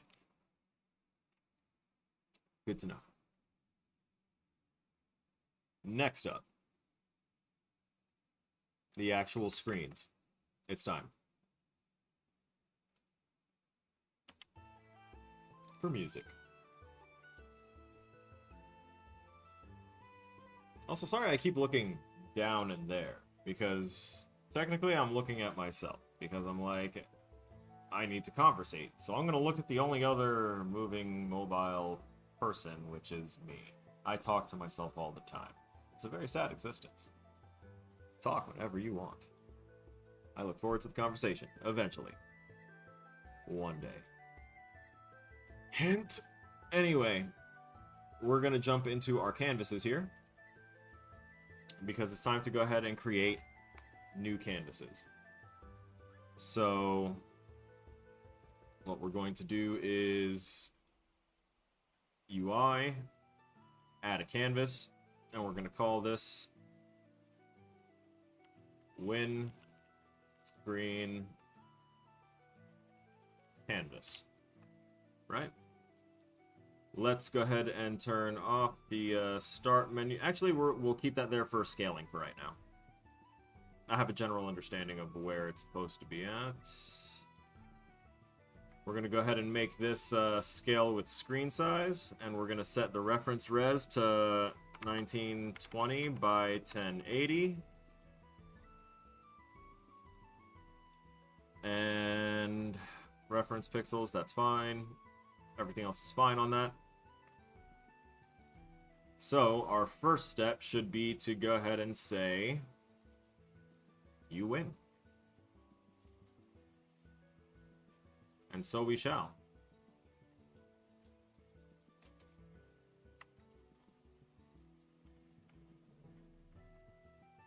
Better yet.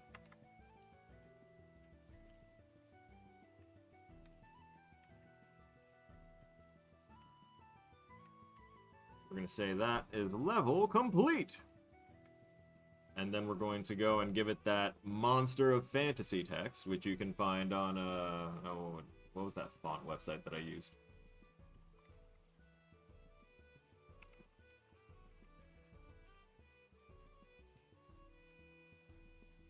Yeah, it's on 1001 Fonts. Actually, there's two websites that are like that. There's 1001 Fonts, and there's 1001 Free Fonts. Yeah. So, you can look around there. I generally always try and find the ones that are either completely like public access use, or that are free for like non-commercial use at the very least, because then I don't have to worry about accreditation when I'm doing little projects like this. But I always try and keep a mental note if I did grab it from somewhere that doesn't have the that it says like, for commercial stuff you need to go ahead and make sure that at least give credits in the credits, because obviously I want to do that, and I want to make sure that, you know, the people that contributed to the work will be properly recognized. And if I had to grab assets from somewhere, someone put the work into that. I'm gonna recognize that. So, like, the person that made the UI, the spacey looking UI, because I not borrowed, I actually purchased this add-on pack because I figured that space age UI stuff was going to be pretty common use in a lot of 2D games in some capacity, right? Or at least if I'm gonna be making them, right? So I knew it would be useful. And I can, you know, make it scalable, change colors, bring it into Photoshop, do whatever I want with it, because I bought it, right? But I'm still going to make sure that if the metadata is still left behind that shows that the person that created it, I'm going to make sure that they are credited for sure. And if it's not, then I'm going to go ahead and put the pack, like, I'm going to grab one of the more identifying images, and I'm going to look it up on a reverse image search on Google, find, you know, the person that's selling it again, and then credit them. Because that's what we do. That's how we make sure that artists continue to receive, you know, their life-sustaining finances for the work that they are putting out.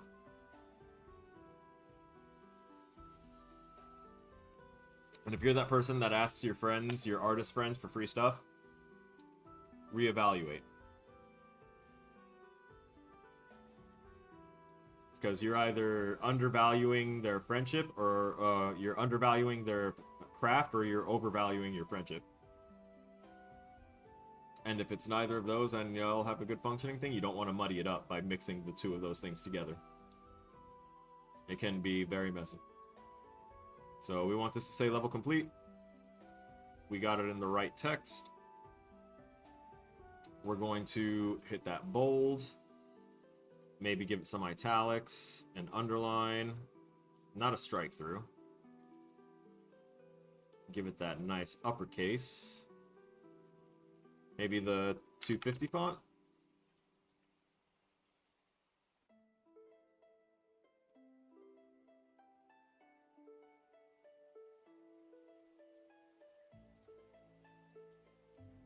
Sure. We're going to change the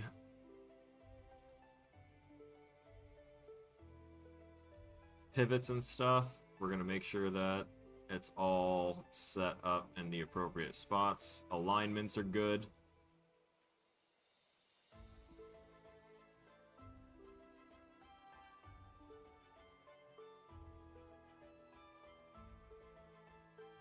Cool. Let's shrink that to 200. And I notice how the start menu Z position for the portal title is a little ahead, but they are still drawn right on top of one another. Interesting. It's fine, because it's not going to be up at the same time, but it's something that I need to be mindful of now. What if I -1? No? Alright, what about a +1? No? Then there is no pleasing you!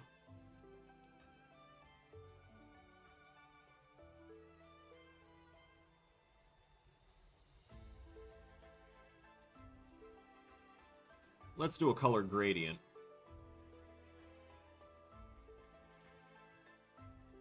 With a vertical gradient.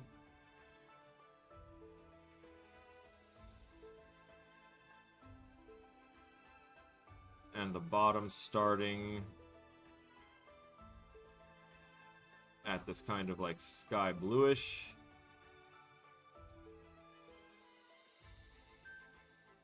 Going up to that. I like that. Again, this is probably just a temporary thing because we do have other assets that we're going to be replacing stuff with that are more polished. And I might customize those a little bit more, but we'll see. For right now, the main thing is going to be getting our win and lose screens up to par. So that way they can definitely, you know, do what they're supposed to do. Why is that like offset?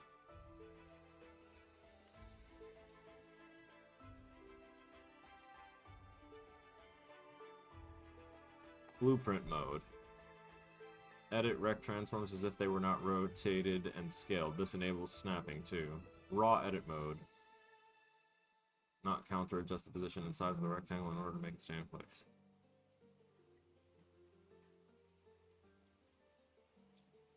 What? Fix the damn anchors. There we go. I guess. That should work.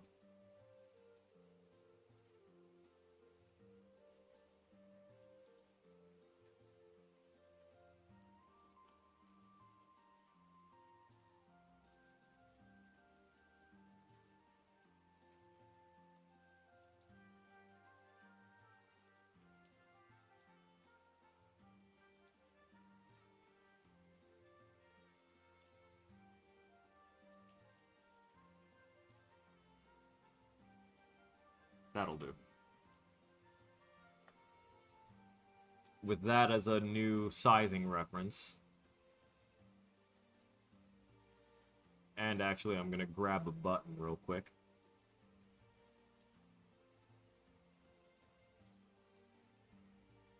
We're going to... copy! And paste! Good. Now we get rid of that. Not really get rid of it, we're just going to disable it.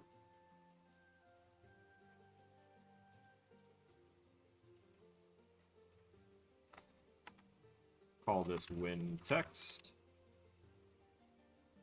Oh, I accidentally copied the start game, huh?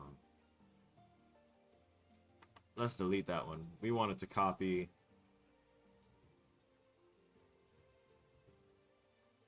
a pause menu one. Yeah, back to game. Oh no, wait, to start. That's the one we really actually wanted. For serious, for serious.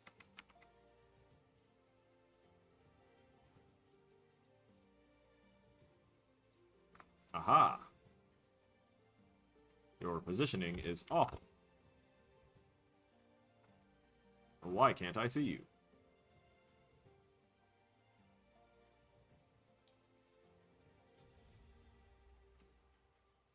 No, seriously, why can I not see you?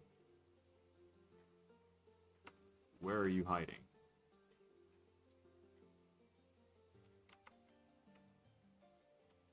Is it that you just don't have a...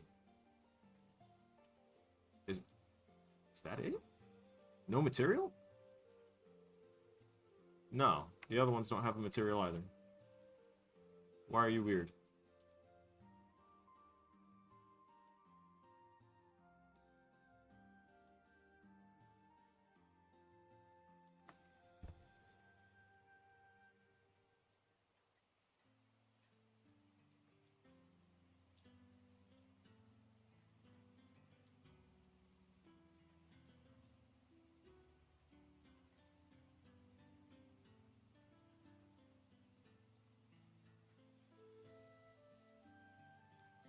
Yeah, I'm not seeing it. That's so weird.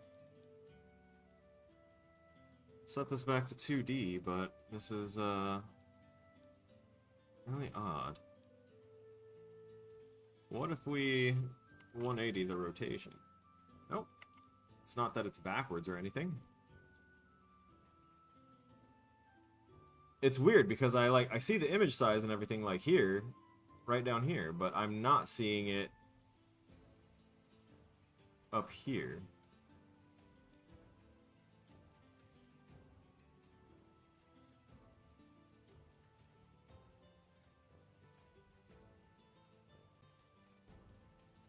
Why?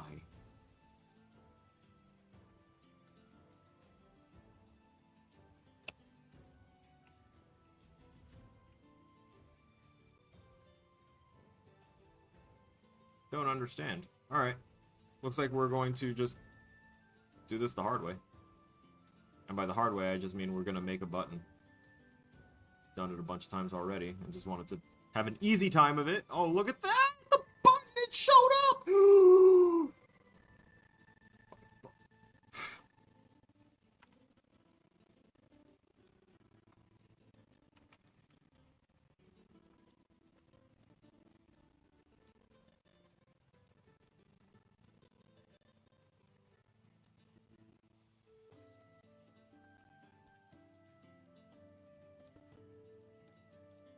Next level!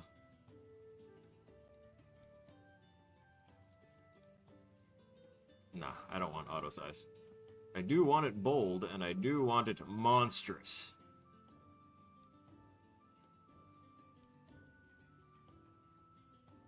Set that to white. So we can set the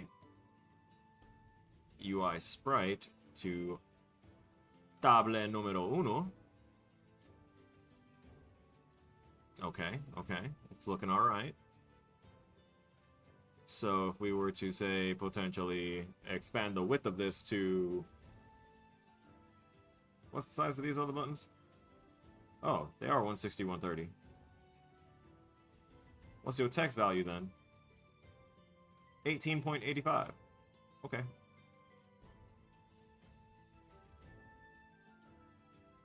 Ah, you hit the auto size and it goes right to it. Perfect.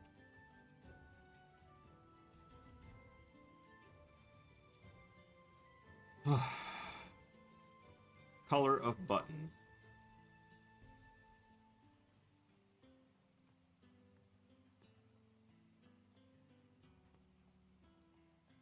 Set that. And what you should be doing is...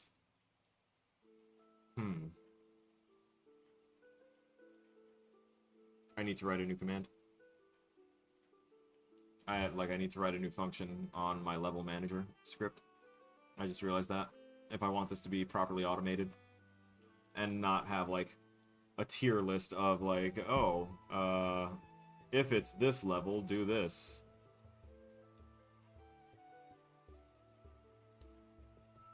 I'm gonna need to basically duplicate the thing that I did here. Yeah, see? Right here. Scene manager.load scene, level list, level number. And that's essentially what we're going to do here.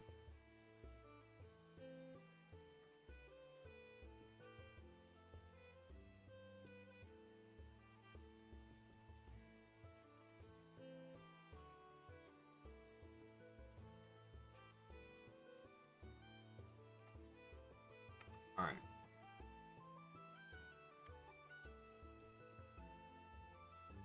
Public void load next level in list. Int level number.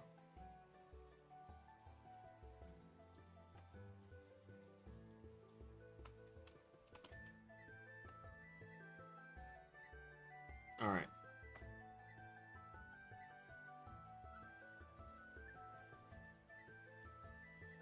So if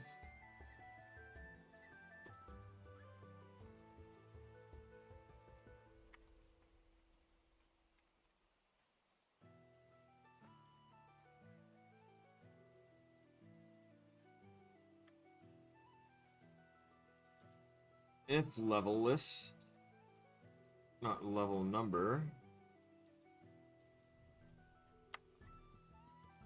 is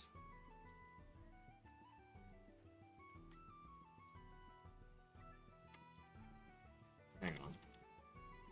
Why don't we just if level number is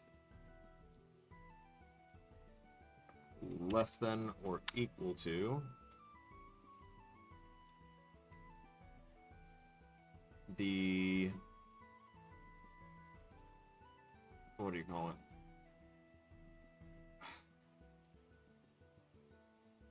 Count?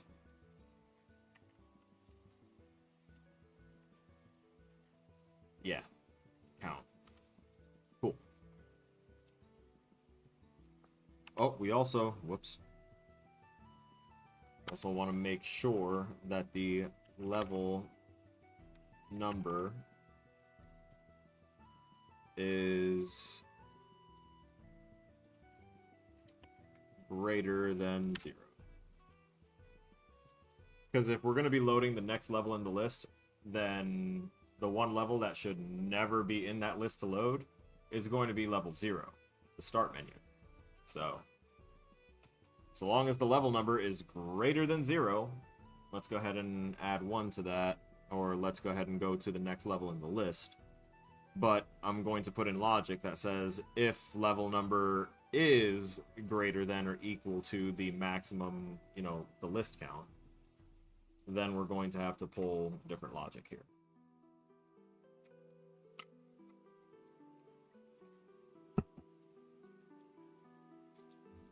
I think it'll be like a thanks for playing menu or something. Oh, I can make I'll make a credits scene, and it'll just go to the credits scene. Yeah. That's gonna be great. Oh, it's great. It's gonna be great. Scene. Credits.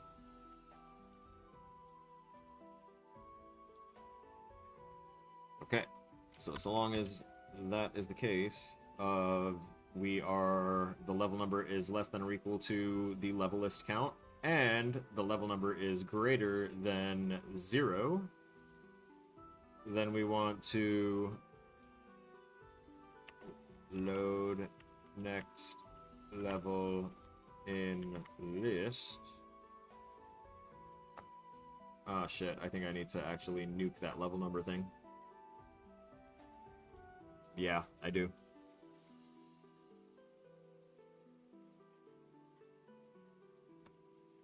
Alright. Because here's how it's actually going to have to work. We also need to open up our enum tracker and add the credits in as one of the level IDs.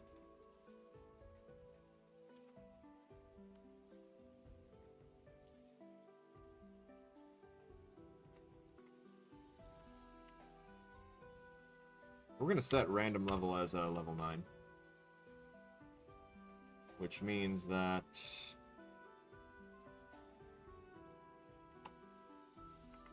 this should be credits equals 6.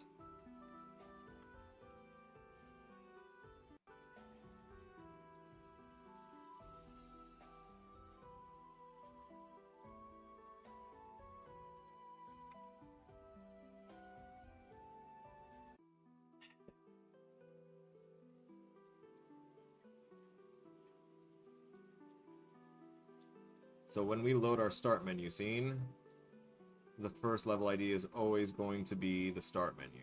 Also, let me go to the game manager and make sure that it understands that on awake or start,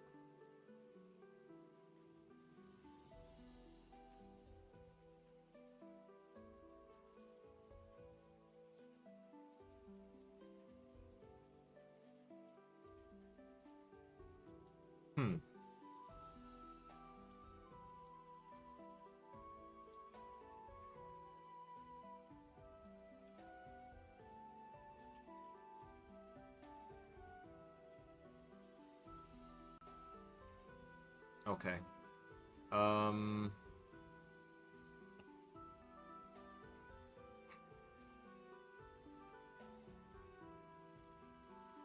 Why did we set these values here? Are you used by anything here?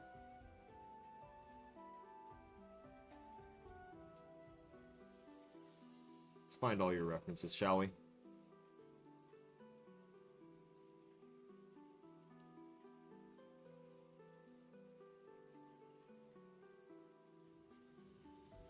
Okay, so it's a part of load game level. Okay, so that's all in the wait, these 3 are in the level manager and one of them is in okay. So theoretically, if I just toss these in the level manager instead,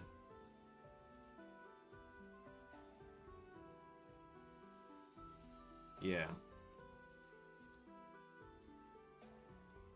Yeah, I think we'll be doing that.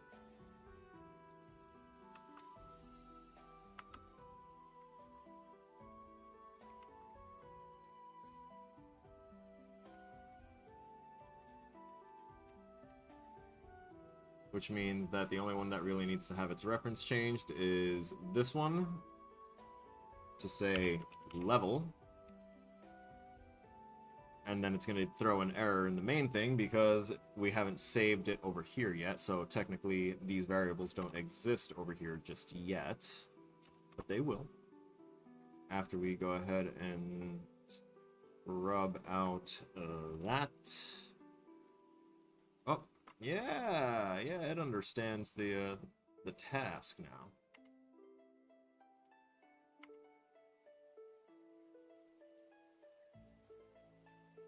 Those are fixed. Those were the 3 references that we needed.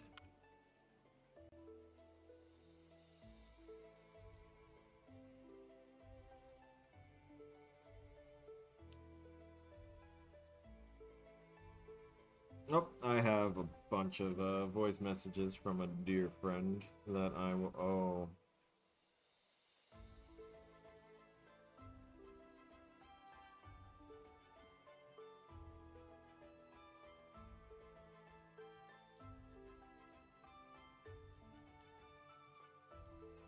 Mix of news.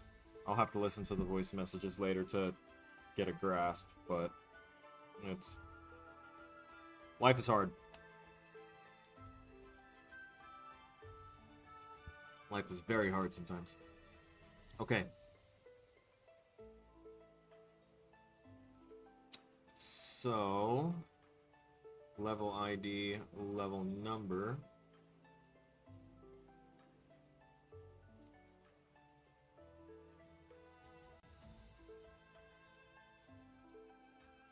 So theoretically,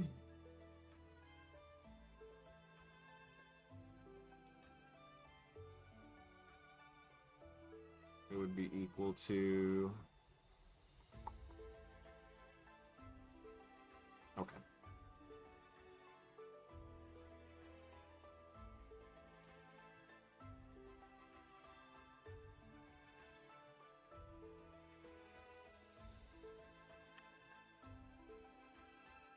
Level ID.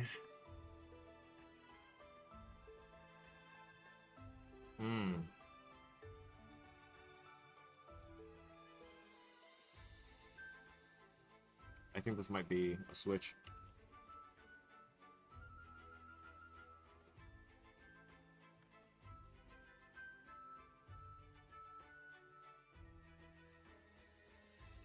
So as we know, when we do a switch, it runs off of an enumerator, so it will go ahead and run through, it'll let you create a case or a block of instruction given the enumerator value. So whenever it hits this command of load next level in list, it's going to run this switch, and it's going to look for what level we are in. I'm going to comment this in. Switch determines what next level to load will be based on level ID enum index, and loads the appropriate level.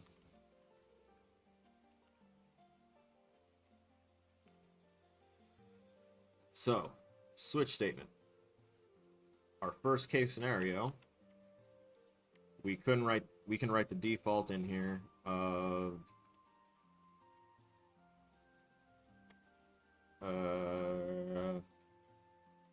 what do we want the default to be?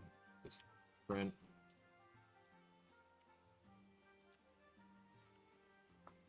do this, do this, do this, and do a break statement. So the print will be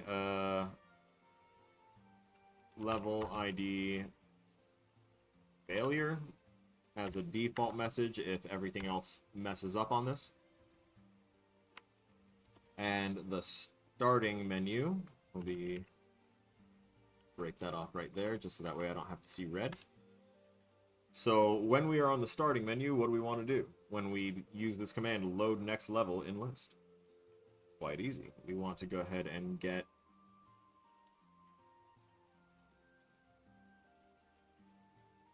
our level ID.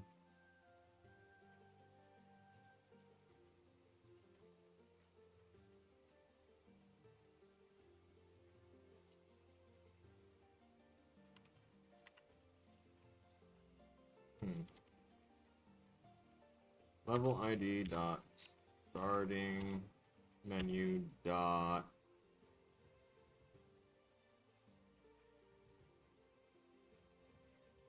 damn.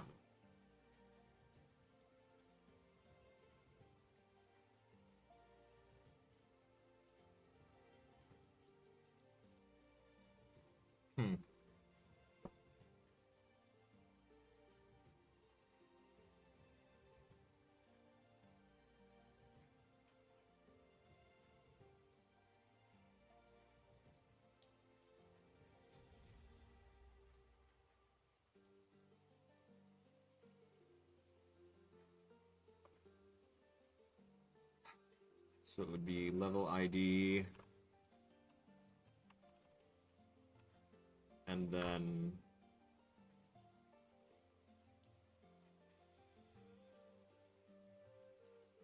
what would be the index of the level number 0, 1? Unless I did, like,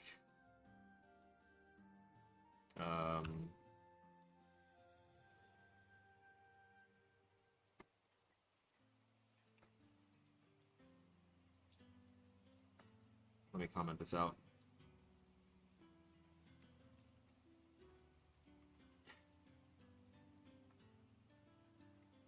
I won't do that.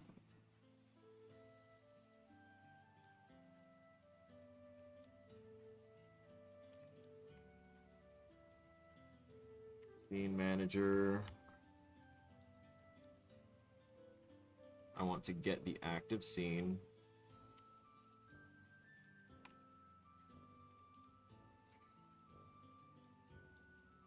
I feel like I can, if I write this correctly, then I can actually negate the switch and just do this.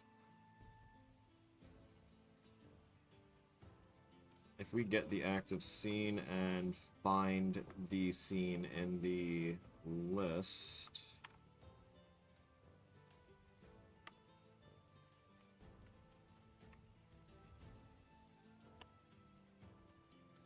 level list dot, now we're going to try and find index.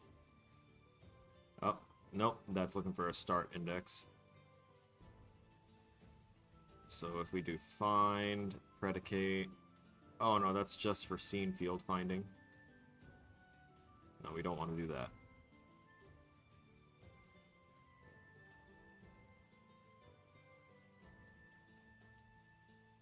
Wait, what did we do in our game manager before? When we, oh wait, was it in the game manager or score manager? Score manager. Under the, no, Pong game instance. Break. Break. Broke brick. Do the thing. Inventory bricks. Yes. Add brick. Yes. And then, okay, there we go. Bricks and level index of. So I need to do the level version of that. So it'll be, why is level list capitalized? Did I capitalize it? I did. Index of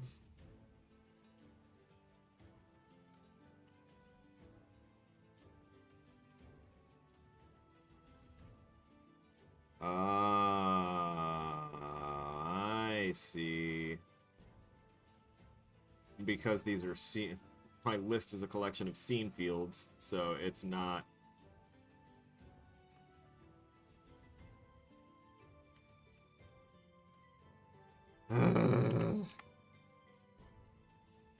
Name?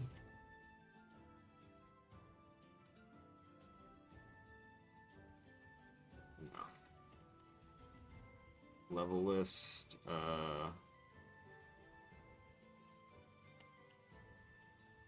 what about type? Like a type of something.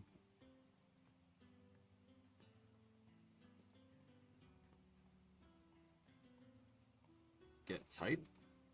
Yes.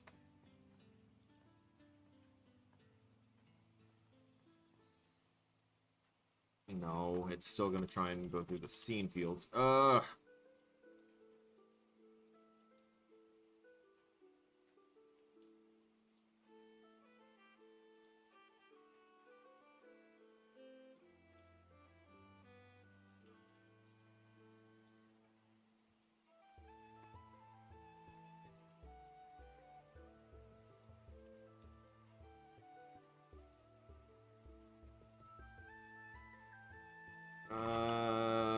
This level. Right? No? No, that's right. You wanted a specific way to write that out. Which was already right up there, that this level is equal to level ID, level number. Which already used a fed in value.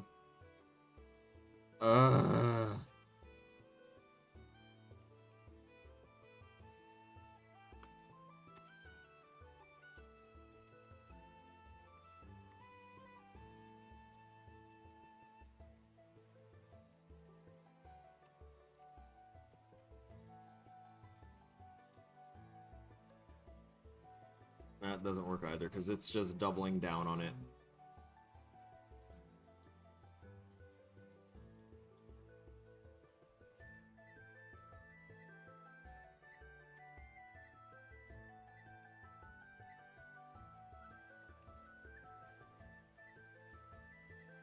Alright, so instead of find at index, we'll try and find the actual index. Crap, I'm still gonna need to look up how they want it written. Because that's saying, like, put a starting index and some other stuff on there.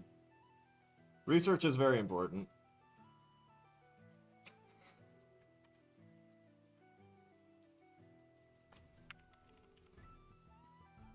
List. Find index.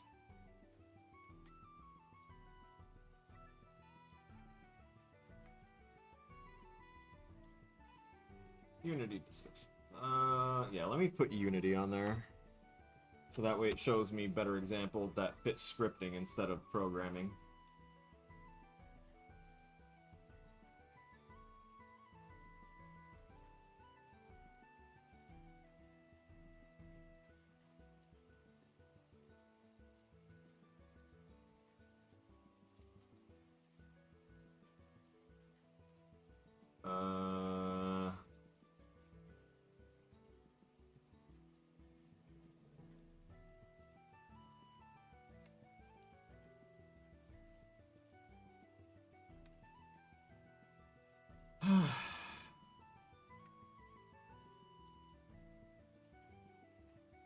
Of course. This is the exact post that said, yeah, don't use arrays, use lists. Find index of a list. Instantiate game object. Yeah. God damn it. It's so hard to do this with the... I don't know why they made the enumerable index values so difficult to get. Everything else is so easy to use. Why can't I just put level ID and then do the quotes and then the index? That's what we created it for. Or at least that's what I thought. Apparently that's not the case.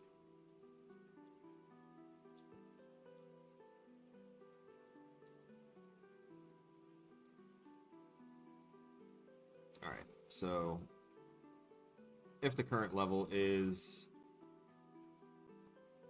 starting menu, which it will be when we do like a load start menu kind of thing, and also because we are going to set this as starting menu as the initial starting thing, and same with up here, level ID starting menu.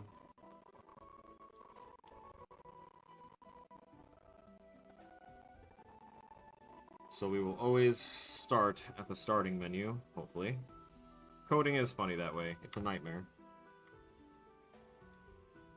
So long as our case is that we're at the starting menu when this load next level in list happens.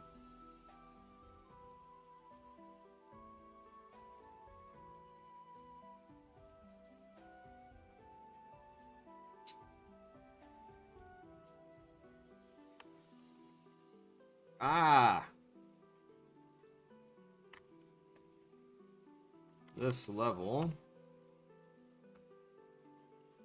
is equal to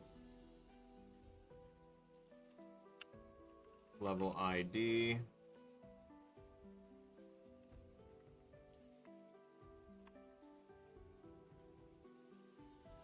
+1. Will that work? No.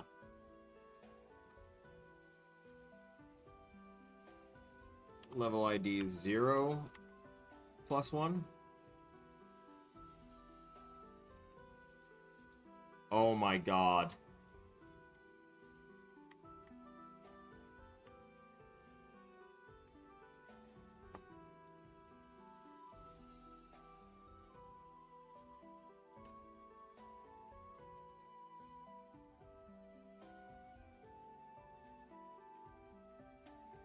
I really, really hate that that's how enums work in this.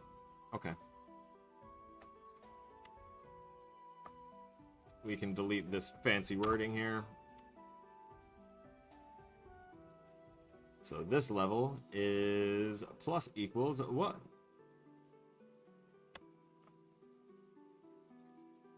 Which then means that we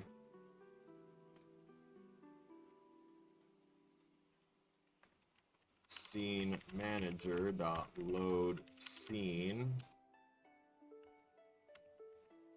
level list, and then I'm pretty sure we can just put this level and it'll treat it. No, you're not gonna treat it like a goddamn int now?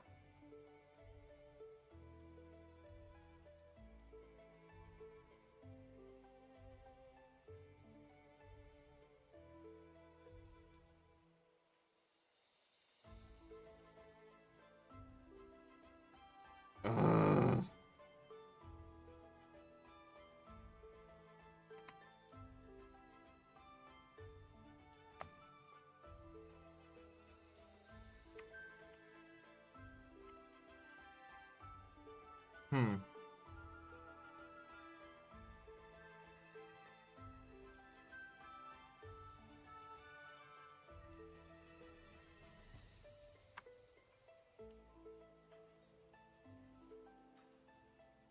Trying to find a way to make this work is such a pain.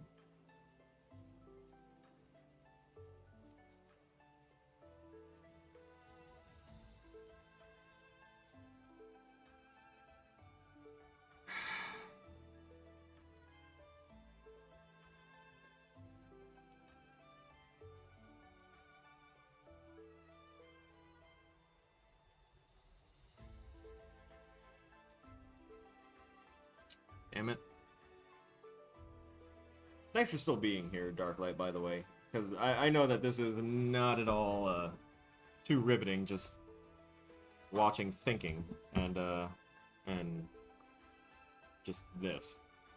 But it's almost there, right?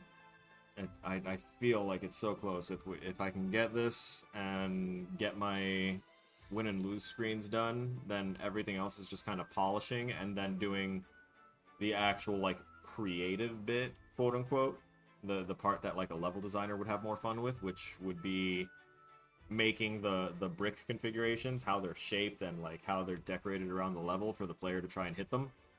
And I just have to come up with a bunch of different versions of that when I toss it in.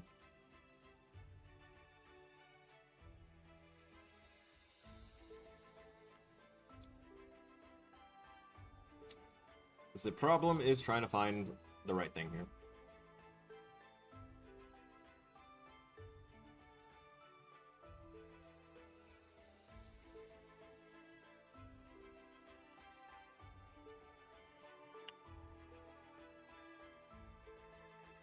That won't work.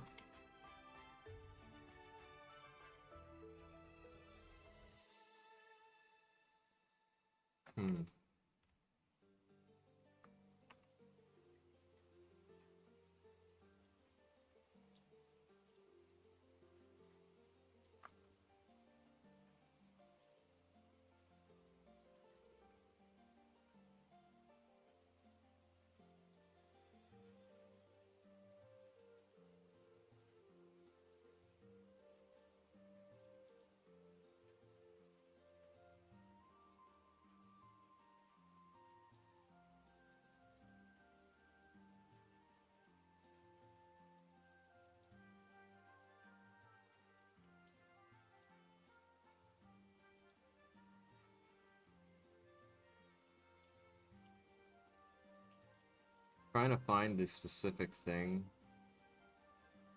I know that I'm repeating myself, it's just that I have, like, nothing else to say, and I'm sitting here in silence, and it's bothering me being this quiet. Because usually I've got, like, much more heart-pounding and aggressive music going to keep me energetic and fueled and, like, in it. But all of that is, like, you know, the copyrighted music that I can't really play here. Even if I do get permission directly from certain artists to go ahead and play their music, it's still not going to stop, you know, YouTube from saying, hey, this one sound sample sounds like something that we heard 20 years ago for like 2 seconds on a different track, so we're going to copyright your shit.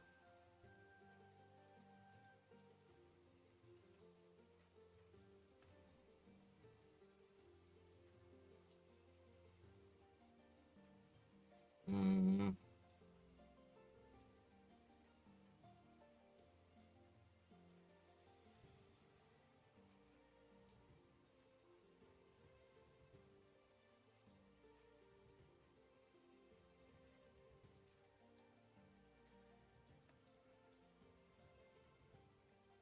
One of the reasons I'm having issues is because I really wanted to have the level list and the level IDs linked together, so that way each level has, you know, its level ID enumerator that's linked to it, so that way I could easily swap levels and stuff. And it's become one of the hardest things for me to fucking do, and I'm having issues.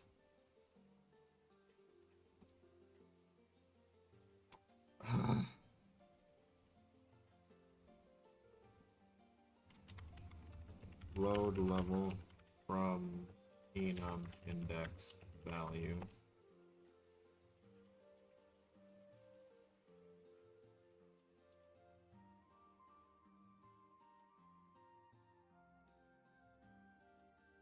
By the way, I want y'all to know that some of these scripting APIs are about this useless.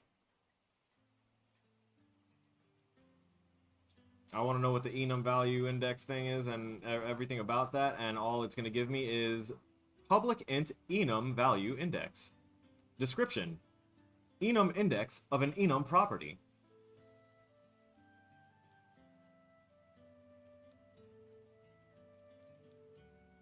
Boy, thanks! Go to the bathroom.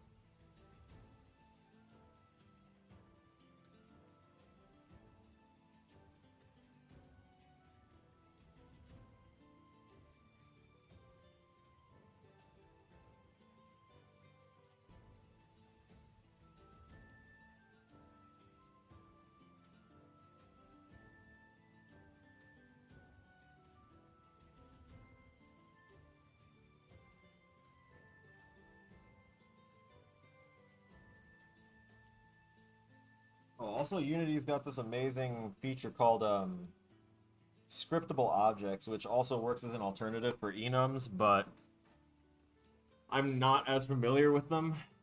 Not that I'm that familiar with enums right now, but, you know, I thought I was.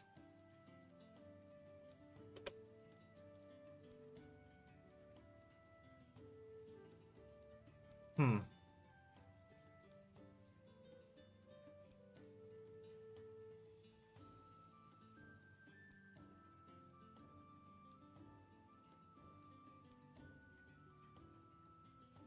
Serialized properties.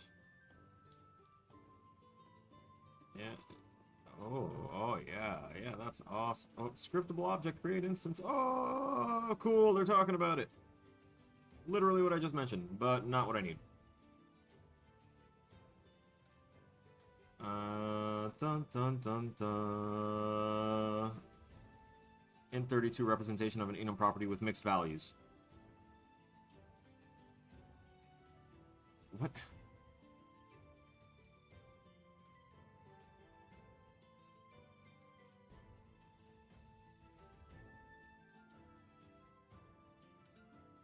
This is all under what? Serialized property?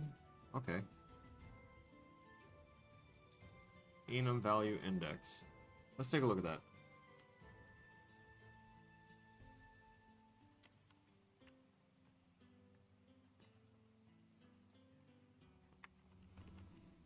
Serializable.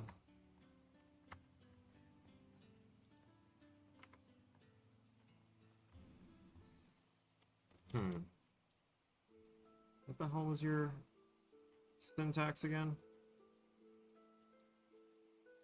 A serialized property and serialized object. Serialized property is primarily used to read or change the value of a property. It can also iterate through the properties of an object using next. Additional resources, serialized object.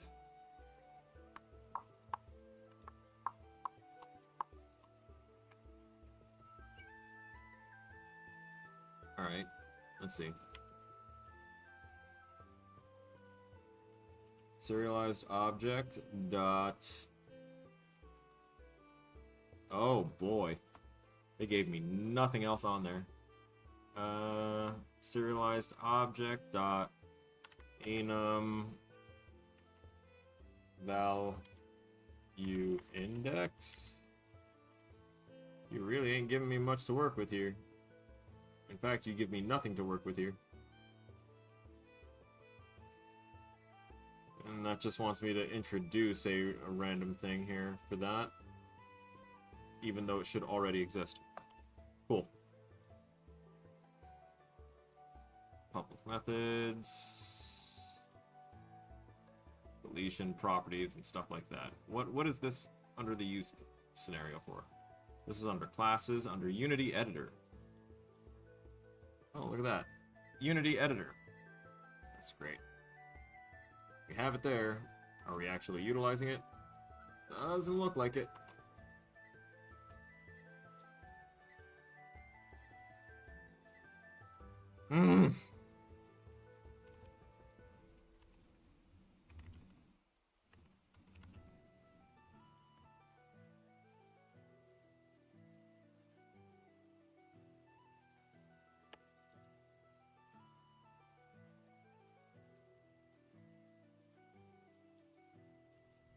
What if I...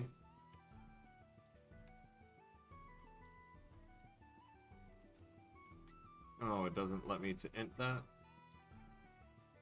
Or if I...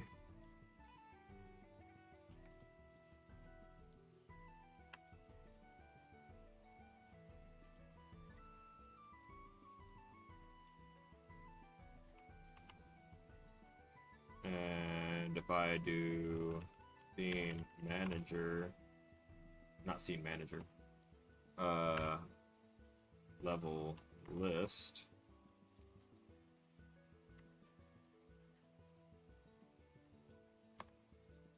will that do? This level convert to int? No, it won't do. Why not? Invalid term expression.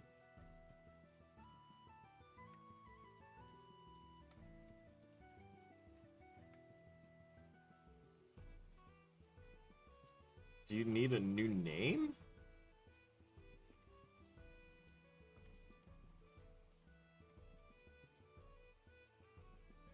I don't understand.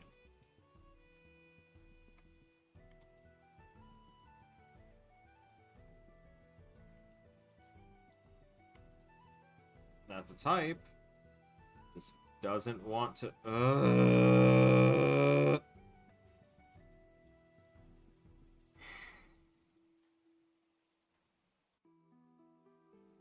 I understand that. What do you want instead as a value?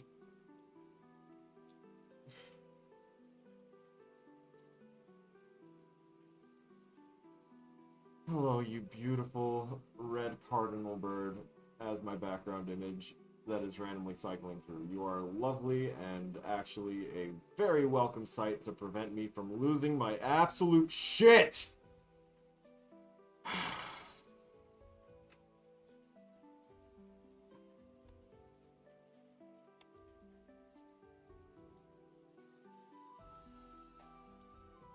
Alright, I'm taking this to YouTube.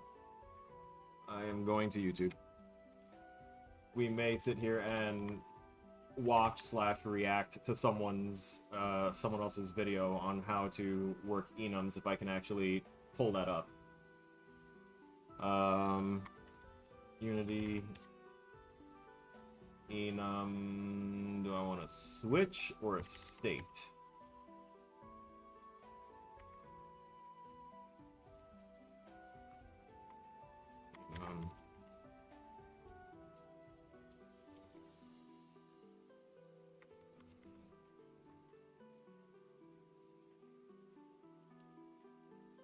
Trying to find a random enum value.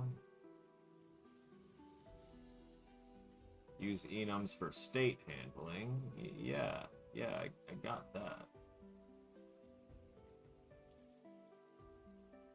That's a scripting tutorial on enumerations. Beginner scripting, would they use the number system for that one? No, doesn't look like it. Yep, that's the same old thing that they actually have on the Unity web. Oh, that's because it's from the Unity page. Whoops. Oh, bro code.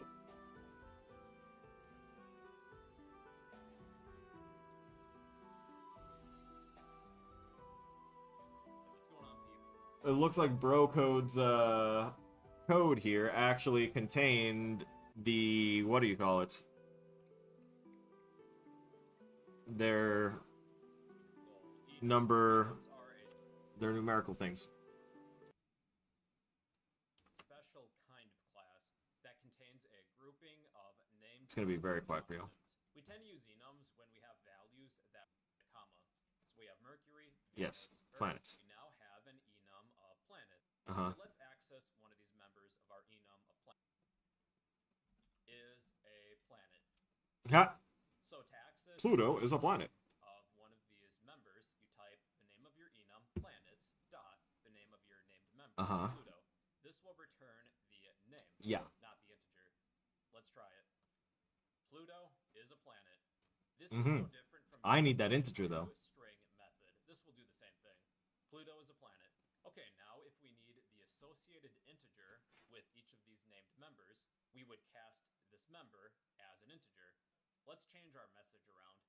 Let's say that planets.Mercury is planet number. Then to access one of the integers stored within a member, that would be planets dot the name of a planet, Mercury, and then we will precede this with parentheses, int. This will convert our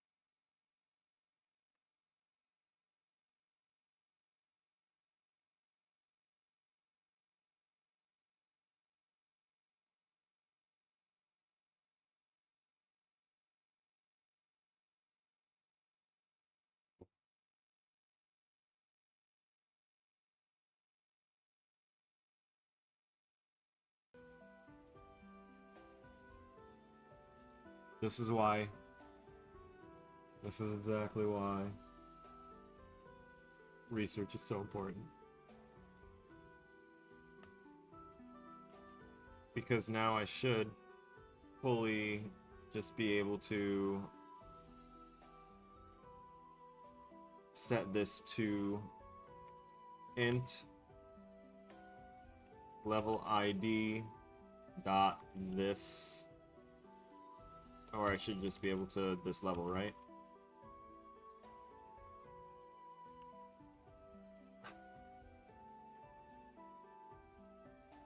How long has it been? Like a half hour?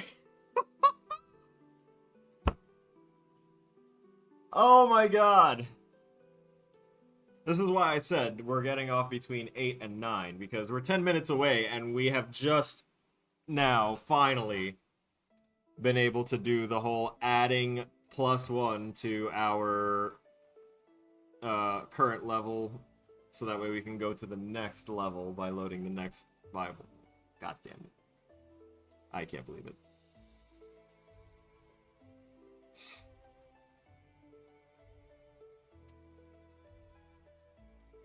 And this automatically sets this level equal to the next one, so technically I have no need for the previous level. And I can do a quick refactor on that and get rid of previous level ID for now.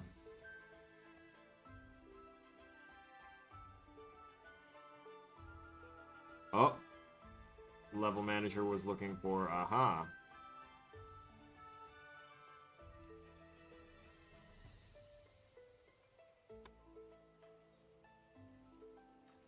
Previous level isn't needed, then there's no problems there. Because that was the only reference I had to it, and I know that because no other errors popped up after I got rid of it.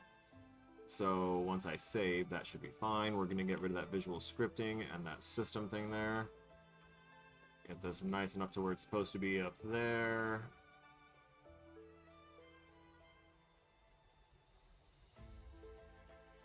Loading game level, loading the specific... Okay, yeah, that's fine.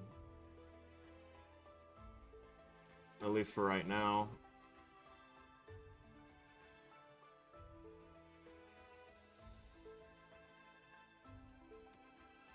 We're also going to have, just because I know I'm going to eventually need it, public void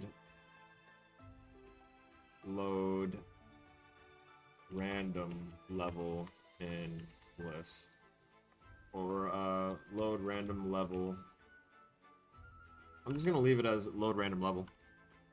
Because I might have to create the level out of my scene template, which I deleted already, but I'm going to recreate it after stream. Because I still need to fully educate myself on that, and I'm tired of sitting here for like 20 minutes to half hour at a time in relative silence while I try and brain properly. So, loading the next level in the list goes ahead and sets our current level enumerator up one, and then loads the scene there. And we should do that if...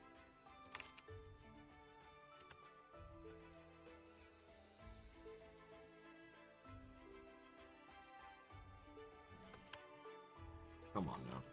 Don't play with me like that.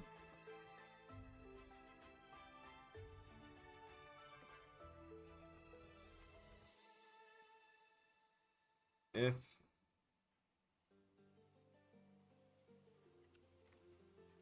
and this level is greater than or equal to...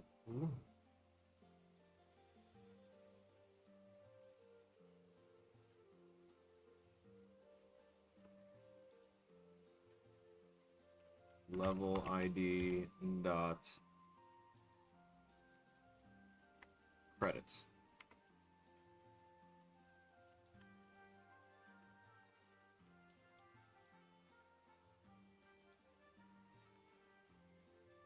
No?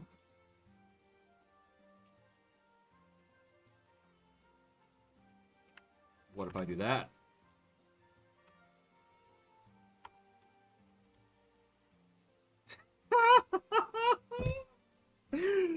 We're finally using the index values of enumerators.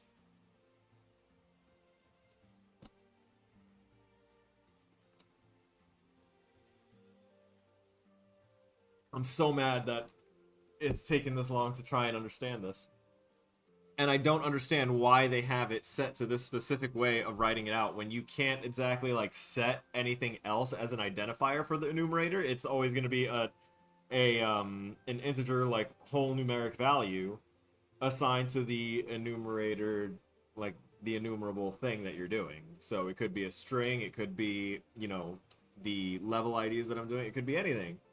But if you're assigning numbers to them, then those are the numbers that correspond to that thing. So if you just put, like, it should be where you just level ID and then do the little bracket parentheses, and then Yeah, then it should go through and find what that number corresponds to. That is the way that makes sense, given how literally every other array or combined jumble of objects that are similar are searched through. I don't know why that is any different. It is very frustrating that it is different, but I'm so happy that we at least learned how to make it do the thing and recognize it here. We still haven't tested it, so we don't know yet.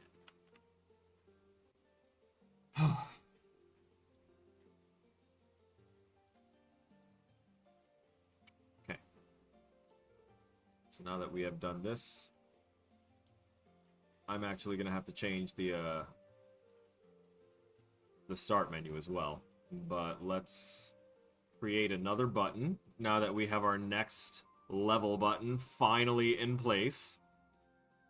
And actually, we're gonna have to wind up making it, you know, bigger, thicker, all that other good stuff. So we'll get on that. Actually, you know what? We'll get on that time now.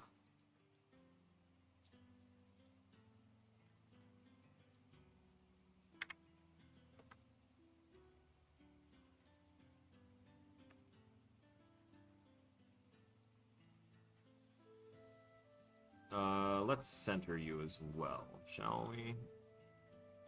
Have we already centered you? Are you? Oh, you're probably center of the thing, but not center. Okay, that line throws me off. And so we can just drop you down a little bit. And we'll duplicate this, and we'll call this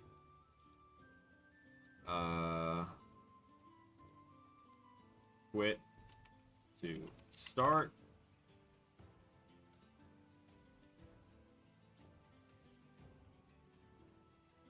And its text will say also quit to start. And we're going to make this a 2.25 size instead.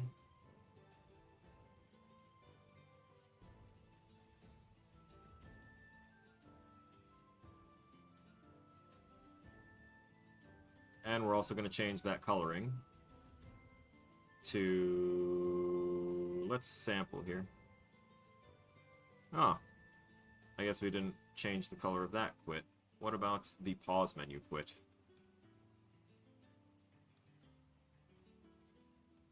Yeah, that's the one.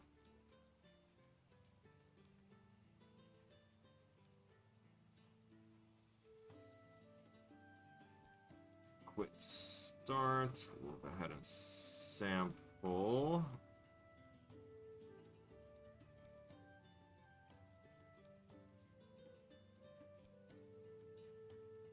Let's try that sample again, shall we? There we go.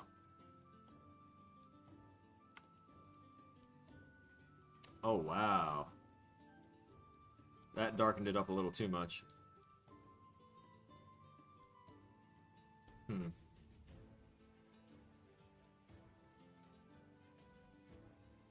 I could just go to this, and yeah, there we go. That was very far off for what I thought it was going to be. Now let me get rid of the pause menu. Thank you.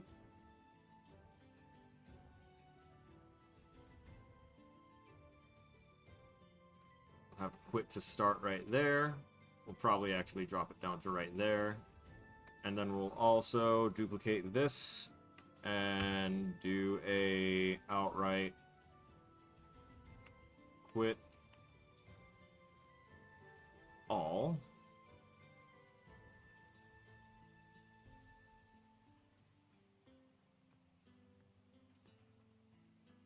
Quit game.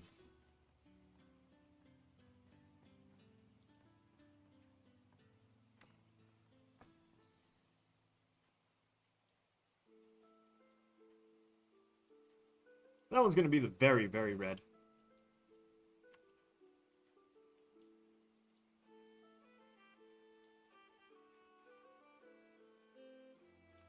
Nice.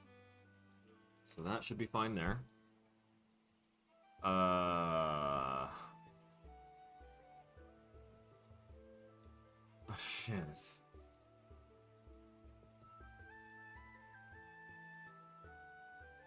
I think I'm gonna wind up adding the windscreen canvases, the windscreen and loose screen canvas to... I don't know if I need to put those in the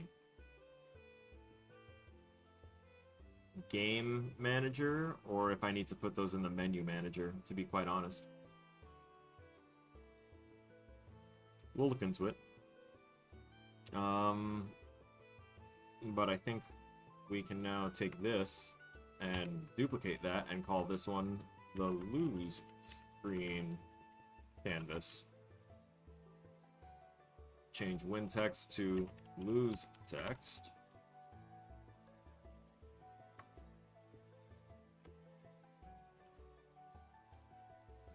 Try again.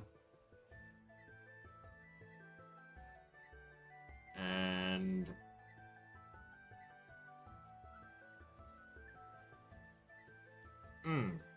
do I want to try and put a retry?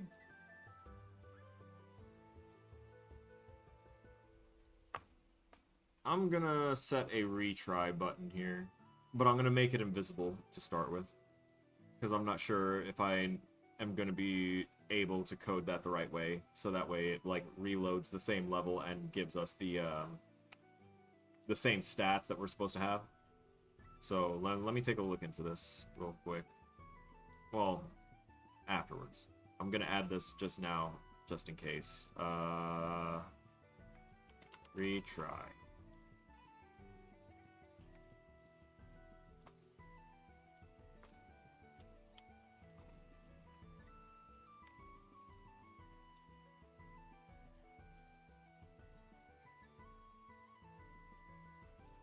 Okay. Close out that windscreen. We're gonna have that. Okay.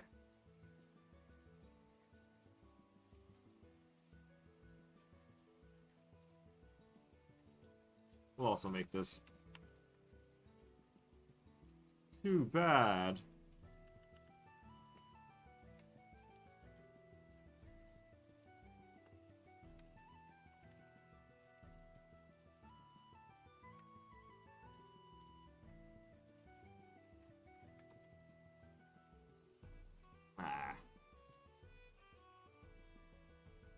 Halfway there and halfway there, and we keep the symmetry for the most part. Good enough. So, there's a windscreen, there's a lose screen. We need to make their buttons do stuff. Retry button, you're going to go disabled. Quit to start is going to have basically...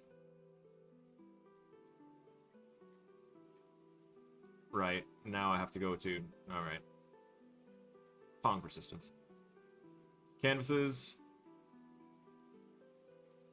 We'll also have to just turn that off as well in the regular canvases thing. Don't want that being active when you start the game. Pong persistence. Windscreen and lose screen. Let's set these up first, so that way they both have their functionality. And then we'll get them mapped in properly. So next level is going to need a little love from the level manager using load next level in list.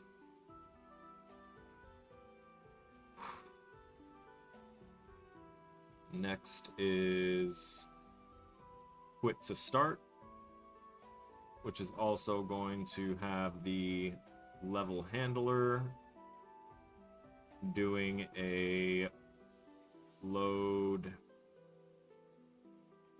start menu scene.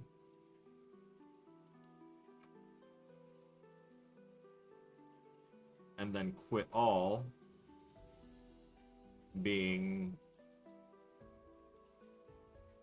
quit game or exit game. There you go. Now, we're going to add another button here for the prefs handler to, first and foremost, before executing the exit game, we want it to save. Same when you quit to the start menu. Anytime you go to the start menu, it's going to run a save, because it's just saving player preferences. It's such a quick thing that it happens in the background relatively easily, and it's only saving, like, really 4 numbers. Granted, some of those numbers are really big, but either way. Alright, so next level logic is fine.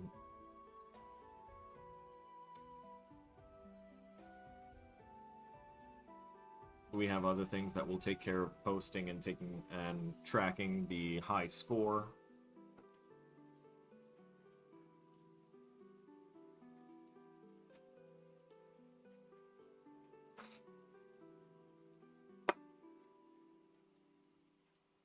Okay. Pretty much handles the win screen, honestly. With the exception of maybe this win text, we want to make it... Is there a thing here that makes it non-collidable, non-interactable? I don't think I'll need to worry about it. Alright, lose screen. We're gonna do basically the same shit except for retry, because that's disabled and will remain disabled. And we're not entirely sure how we're going to facilitate that one. So quit to start. Again, first thing, preference handler, save data. And then the next step for it would be to use the level handler to load game to the start menu scene. This is the button for, yeah, quit to start. And then quit all will once again, just to hammer it home, save, and then quit. Exit game.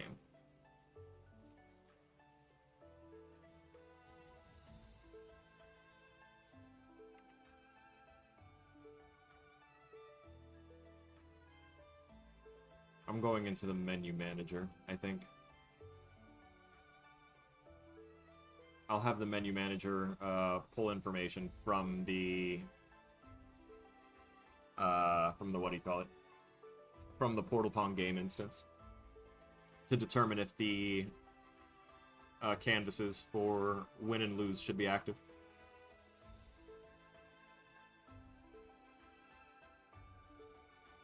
Actually, if I make it a public command, I can just do that right here.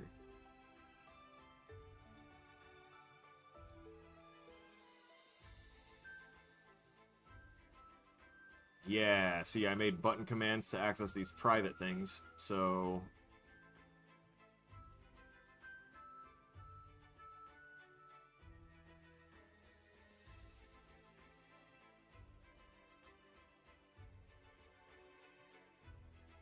On return press, that opens up the get scene by name start menu. Oh, it checks if our scene is not the start menu. Alright, yeah. All that's still good, all that's still good. Alright, I need to do a public void.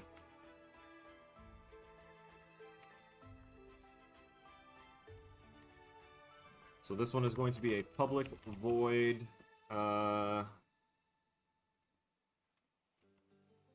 win scenario.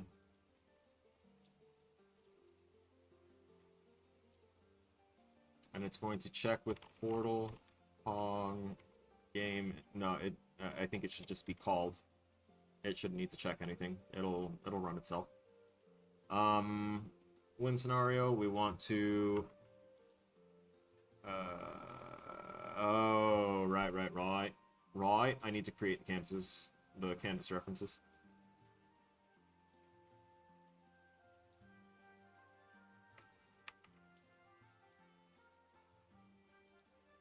Oh. Here we go, do an underscore win canvas go, which also means that we're going to come over here. We don't do a scoreboard first because we don't interact with the scoreboard. I'm just saying that out right now because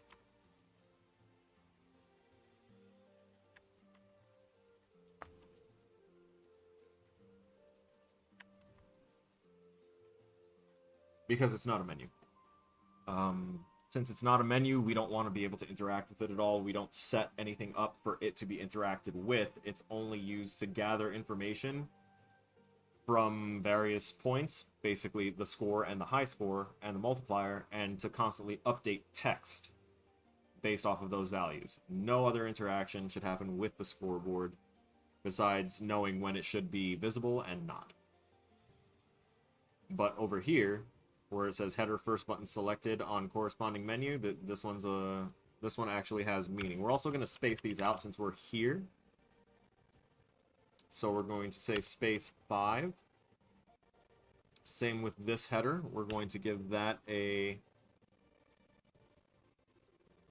space 5. And then for each of these, we're going to give them a space 2.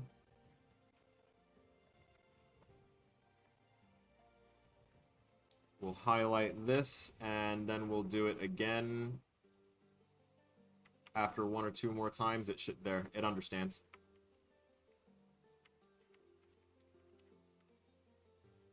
So by doing that, it's going to organize our inspector a little bit more. I said outliner because outliner is what the inspector is called in Unreal.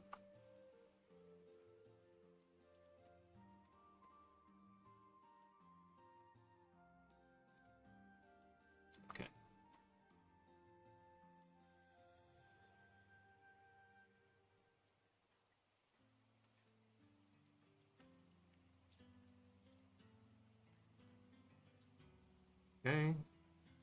Close all menus, open start menu.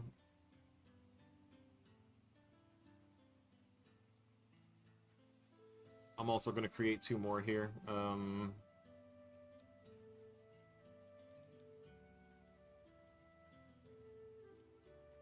Shit.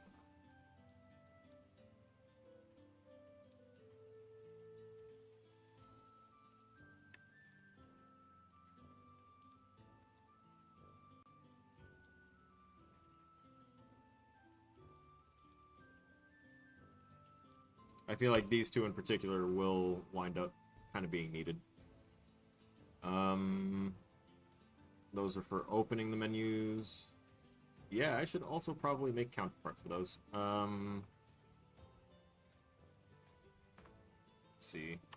Private, void, open, when menu, which should involve basically everything else.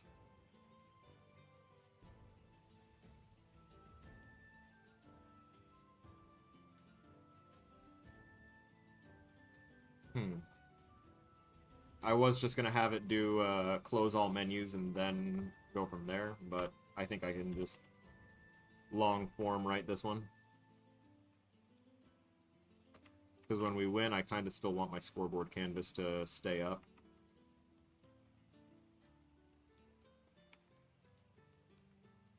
But the start menu canvas can stay hidden, the sound menu canvas can stay hidden, and the pause menu canvas can stay hidden.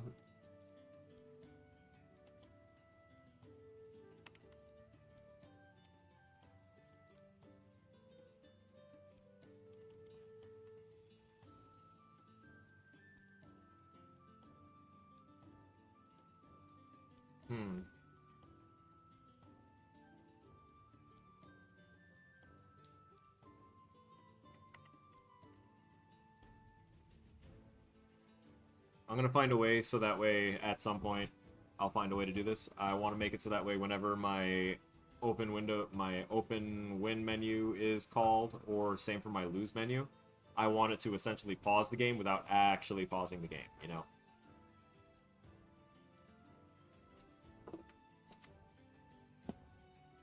So I'm not sure if I need to do some extra stuff. I'll look into it more.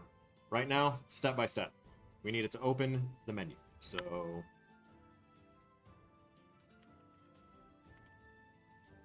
I'm typing scoreboard. That's not the right one. We want win menu canvas go. Dot set active equals true. I haven't done the lose menu or anything yet, have I? Nope. Have not.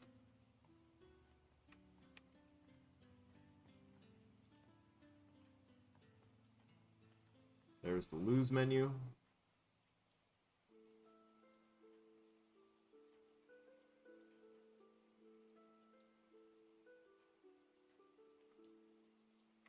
Copy this one as well.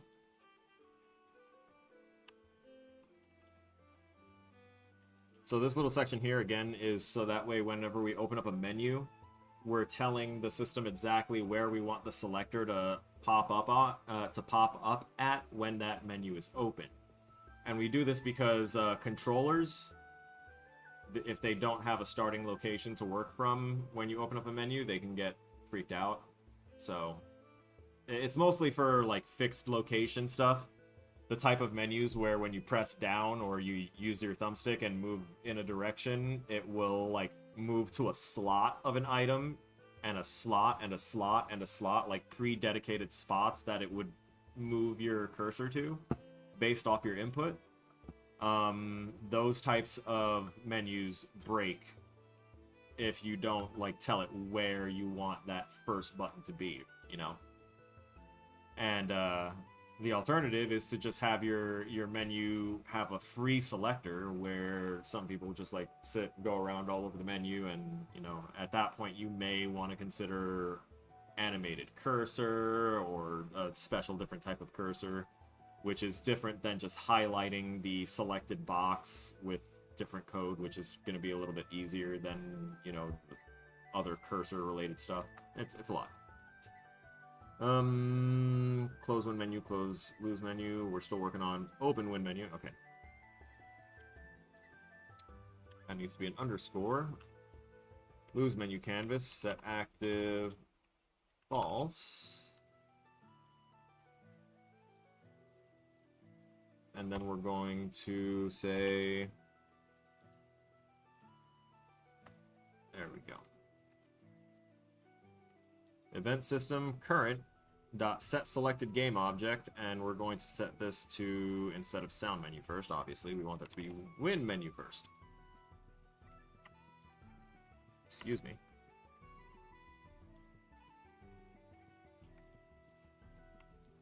My keyboard is like at slight angles based on how I'm fidgeting, so I keep on like slightly shifting.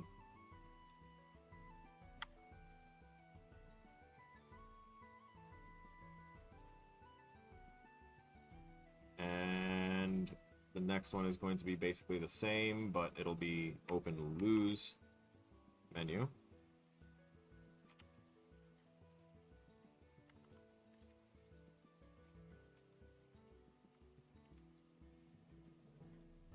Open lose menu, and then we invert these right here. Win menu will be set to false. Lose menu will be set to true.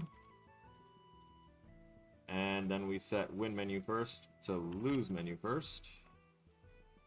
And now our win scenario we'll call open win menu.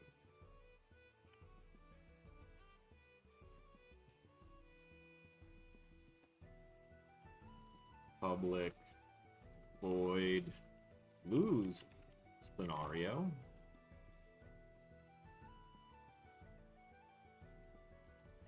Capital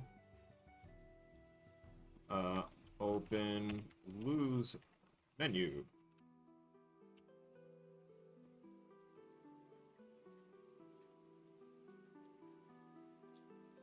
now we go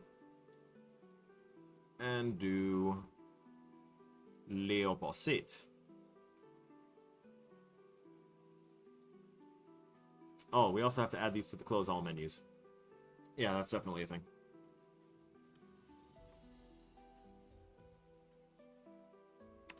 Yeah. Yeah.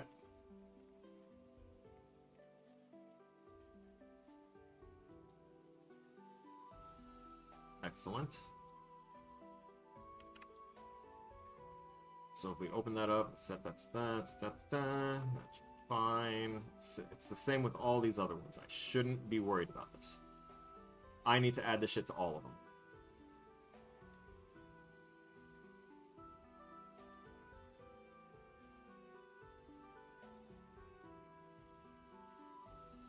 Technically, I just realized I don't need those.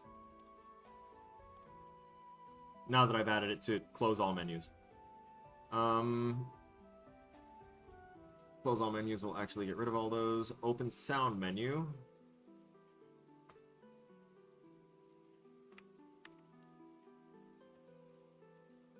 Open pause menu.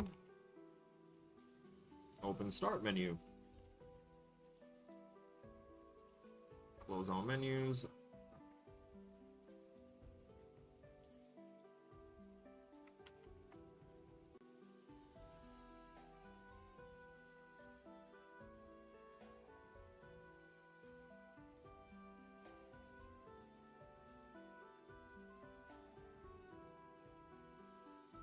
See what update says, so long as it's not at the start menu. Okay. Then we can have our little pause toggles.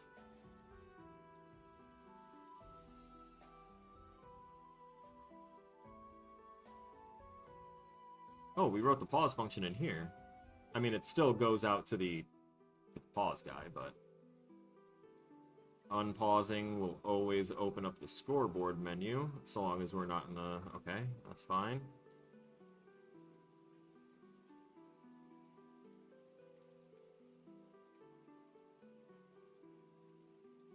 So scoreboard on. Did I set that as a public? Okay, I did.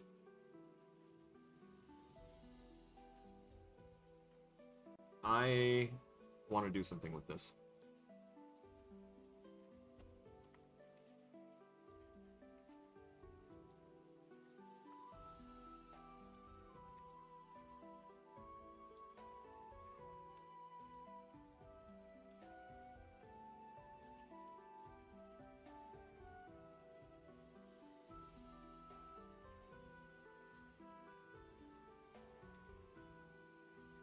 Yorn. Yes or no?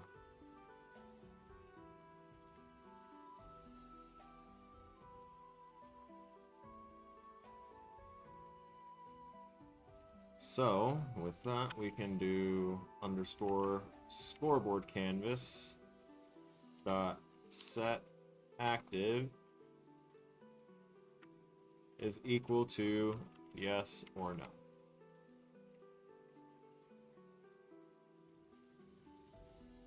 So if I get rid of those, particularly this one right here. Okay, so both of these are going to be in Menu Manager, 64 and 174. And 174 is pretty much where we started at. Right? Oh, no, it's right there. Okay, so we can change that to toggle scoreboard. Yes? Yes.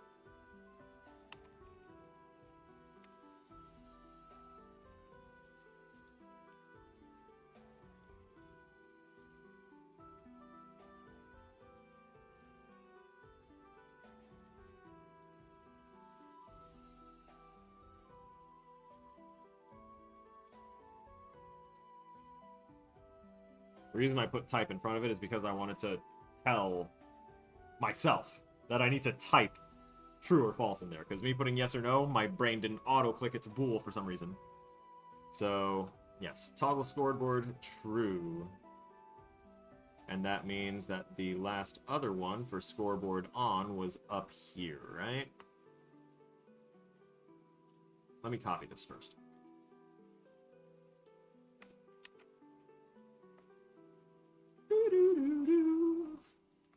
scoreboard on. There it is. We set that instead to... My bad. I copied the wrong thing. Toggle scoreboard. True.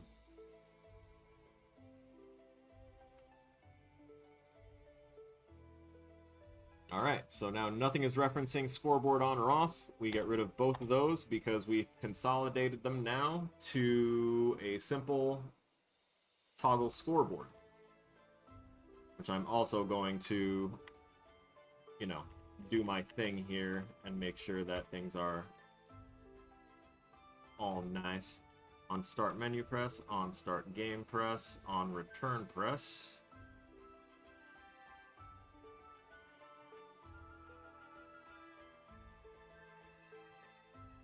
Toggle scoreboard true. Return press is the pause menu. Either open pause menu or open start menu. On resume is an unpause. On sound press is always the sound menu handles. And we can use that.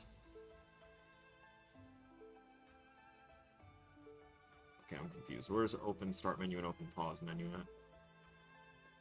Oh wait, those are a part of the private ones, right? And those are already all modified. Okay. Whew. And now the next step is... Why is this here? Are these referenced anywhere? No? Then we're getting rid of them.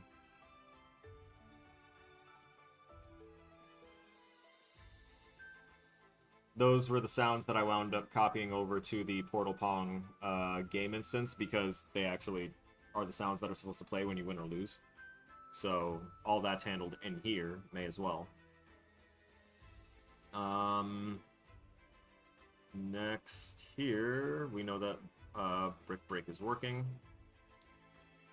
Toggle match state, true or false. Bricks, why am I here? Right, we need to tell it when to use good and bad things. Update.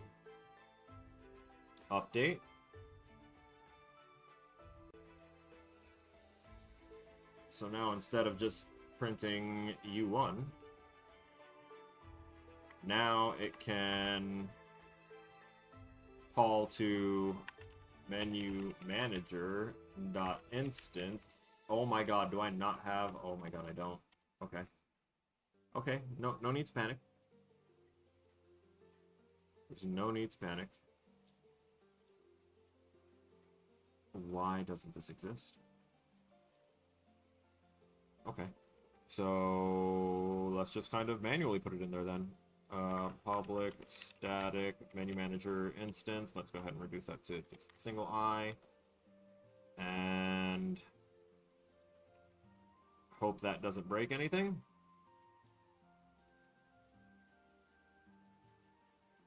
Nice.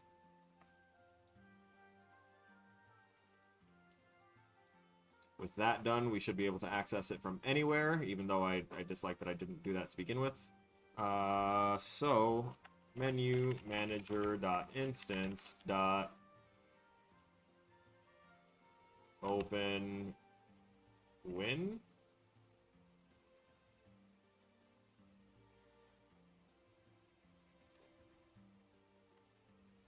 Oh, win scenario, that's right.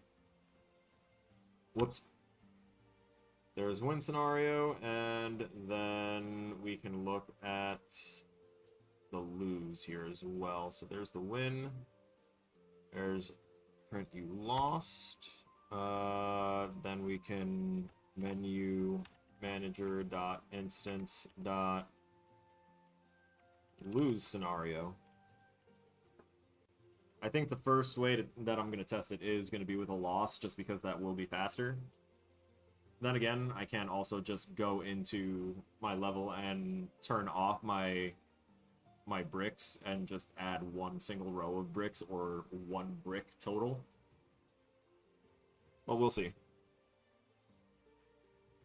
I wanted to check and make sure that these are all set up right, which means going into game instance is fine.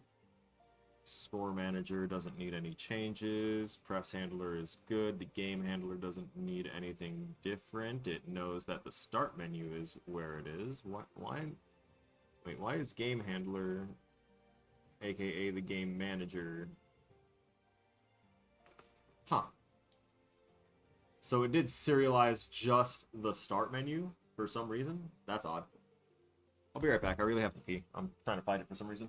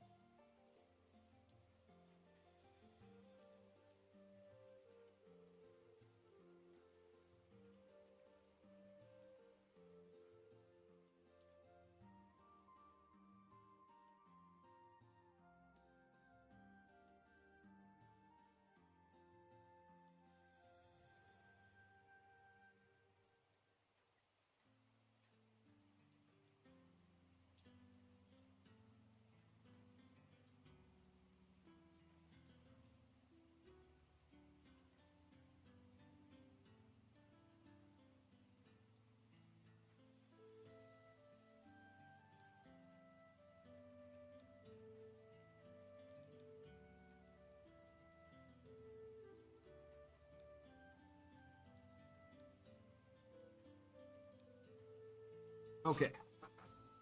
We're almost done.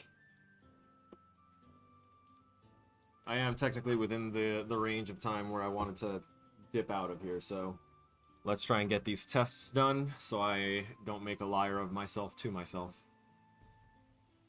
So the game handler technically should not have this there. You did not need to be there. Scene field start menu. No one told you to be created. No one told you to be there.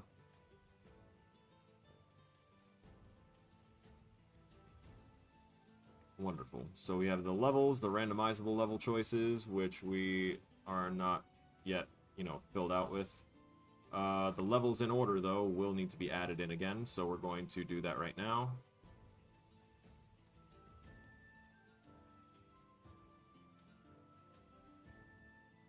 So we add the start menu first. Their order is very important because of the way that we have things organized,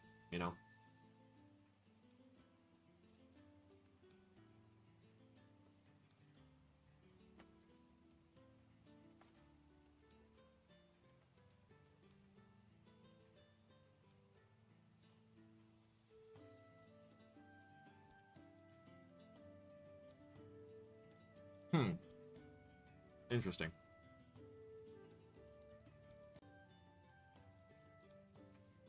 Let's see. Sound effects object. That's fine. Unchanged. Super good. Toss credits on there.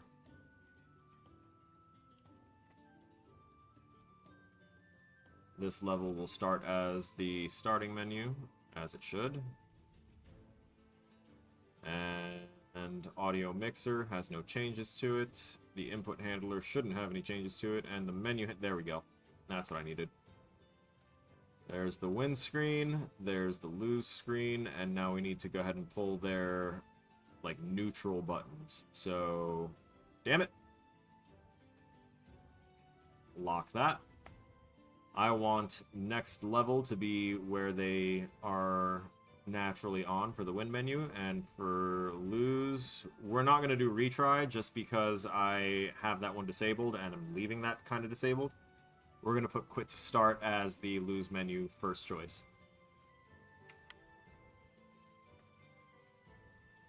Now if we back out, I'm checking Visual Studio, seeing if there's anything that's got the little icon that says that I need to save, and we're not seeing anything, so it's testing time.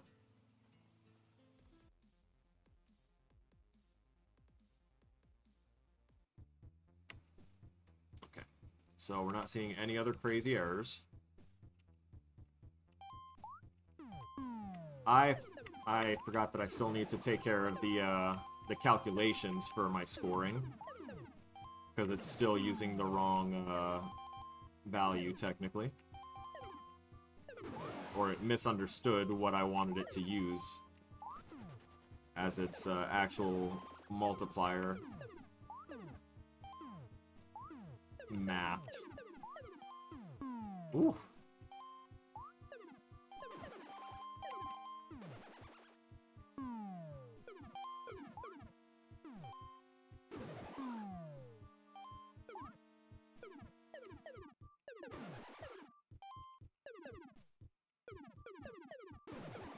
I'm gonna have to also look into a way to limit the speed of an object that is just being moved via adding force to it.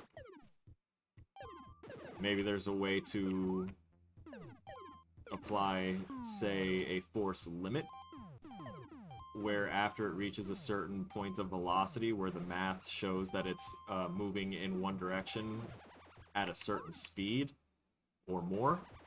Yo, that ball made it through the doors before it was a problem. That was awesome. Oh. We have accepted an injury. We got another nice shot warning. I also have to try and find a way to have the cannons add to our score. Because currently the scoring logic is built off of the base logic of the what do you call it? Of the bricks. The not base logic, but the base value of the bricks. So I'll have to do something like set a value for the cannons, like a default cannon value. A certain point value that they're worth each. So whenever the player hits a cannon, they get those points. Ooh! Nice.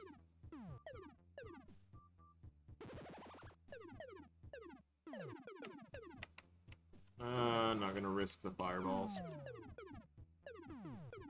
That's another thing. Once you get to a certain point, you're taking risks with your movement. It's like you can either try and hit the ball and eat a fireball to make sure that you don't lose your multiplier and you can get your new high score, or oh no, you might miss. You might just burn. You may face destruction. That was awesome. I hit the bottom of the top of a door.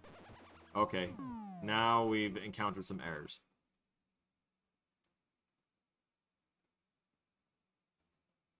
So it's firing off U1 in an excessive amount. So we need to go back and retailor that. Which means it's not, like, shutting itself down again with a match running. And then 75, menu manager, instance, win scenario.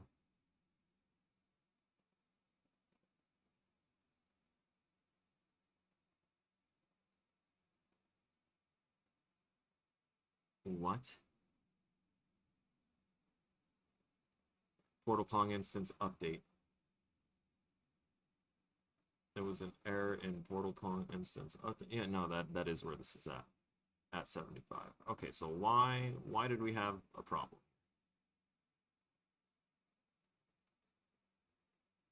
We're gonna go ahead and trigger the lose scenario and see what happens.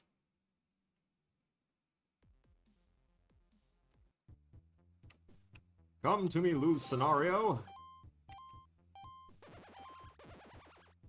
In other words, I need these to nuke the crap out of me. 1, 2, 3, 4, and 5. We lost. And it's firing it off constantly, and it's still saying that we have a null reference, and now it's at 59, which is still the menu manager.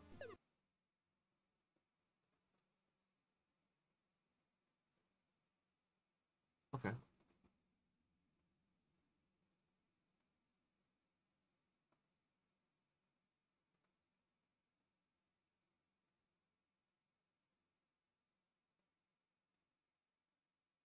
we're going to hit play again. This will be one of the last times. We're going to hit play, and I'm going to actually actively pause it right there. I don't need to see or hear anything else. What I need is my menu handler. The windscreen canvas is there.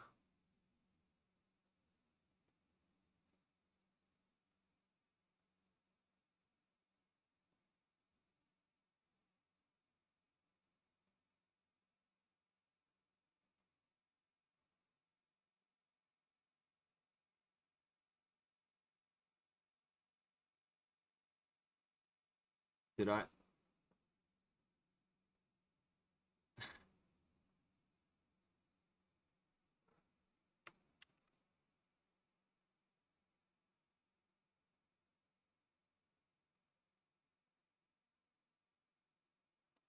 Let's go to the menu manager and toss this into the start, shall we? Actually, into awake, shall we?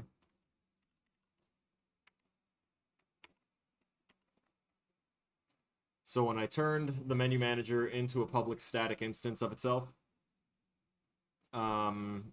basically I made it so that way anytime that the menu manager would have been loaded up into a scene, it was going to kind of possibly duplicate itself. Possible. We'll find out.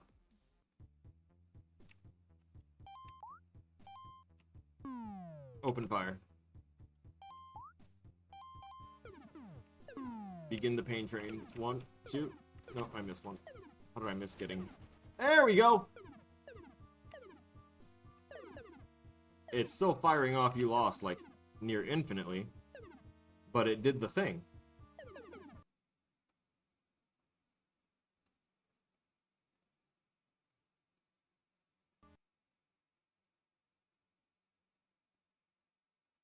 The reason that it doesn't look like it's there right now is because canvases are like way larger, so it's there instead.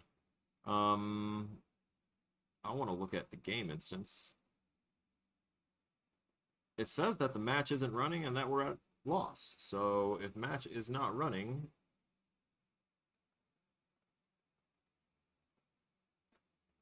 I didn't add that to it, did I? That's why. But it's working. It's working.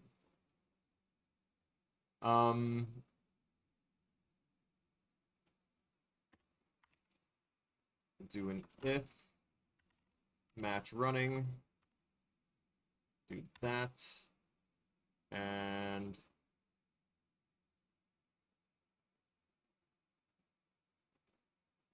do that.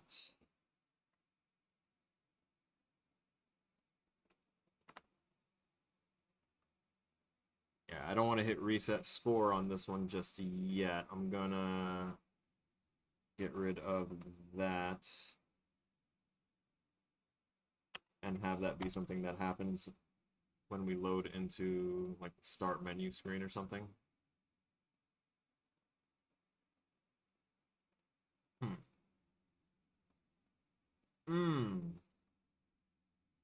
Wait, what?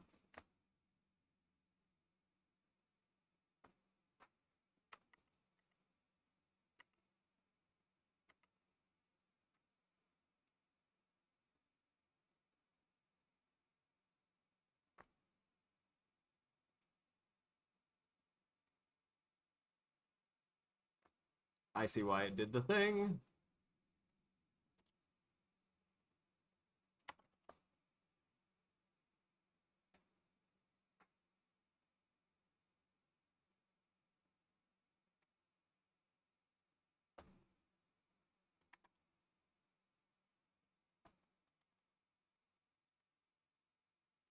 Okay, so if the match is running, then it prints that. If we had a higher score than our current high score, then we'll go ahead and set that high score, post it. But either way, regardless of the high score thing, it'll toggle the match state to false, which will stop this from continuing to run. And then the next step will be for it to reset the score and go to break. we're going to hit KC on that to make sure that it doesn't reset the score just yet, because we're going to try and tie that into the retry system and other stuff. So we're just going to comment it out for right now. We're going to see if it gives us only one report of, you know, the breakdown of losing. And if it only prints it out once, then that means that it is doing what it is supposed to. And that means that we have a successful lose screen that I will have to test its buttons out. There we go. Lose screen is working. Ah, yep. Okay. So the other thing that happened, the reason that we couldn't click anything is because it only opened up the menu. It didn't switch our button scheme over to UI, which is why I was looking into should I like have the game pause like it does usually, you know, if I pause it and then do that on top. No. All right. I'll have to finagle it a little bit. But with that in mind, we're done for today. I want to go ahead and give thanks to everyone that participated in the chat today, which is exclusively Darklight. Thank you for being here. I appreciate you. I know that you are also doing your own game development journey, so I am very happy to be here with you on that, and I appreciate you being here with me on mine. For anyone else watching afterwards or just silent viewers, whatever, thank y'all for being here. It truly is appreciated, whether you're acknowledging that you're here or not. I acknowledge you. Thank you. And with all that said and done, ladies and gentlemen, that concludes today's stream. That concludes Portal Pong Stream Day 4. And I will see y'all in the next one. Stay frosty.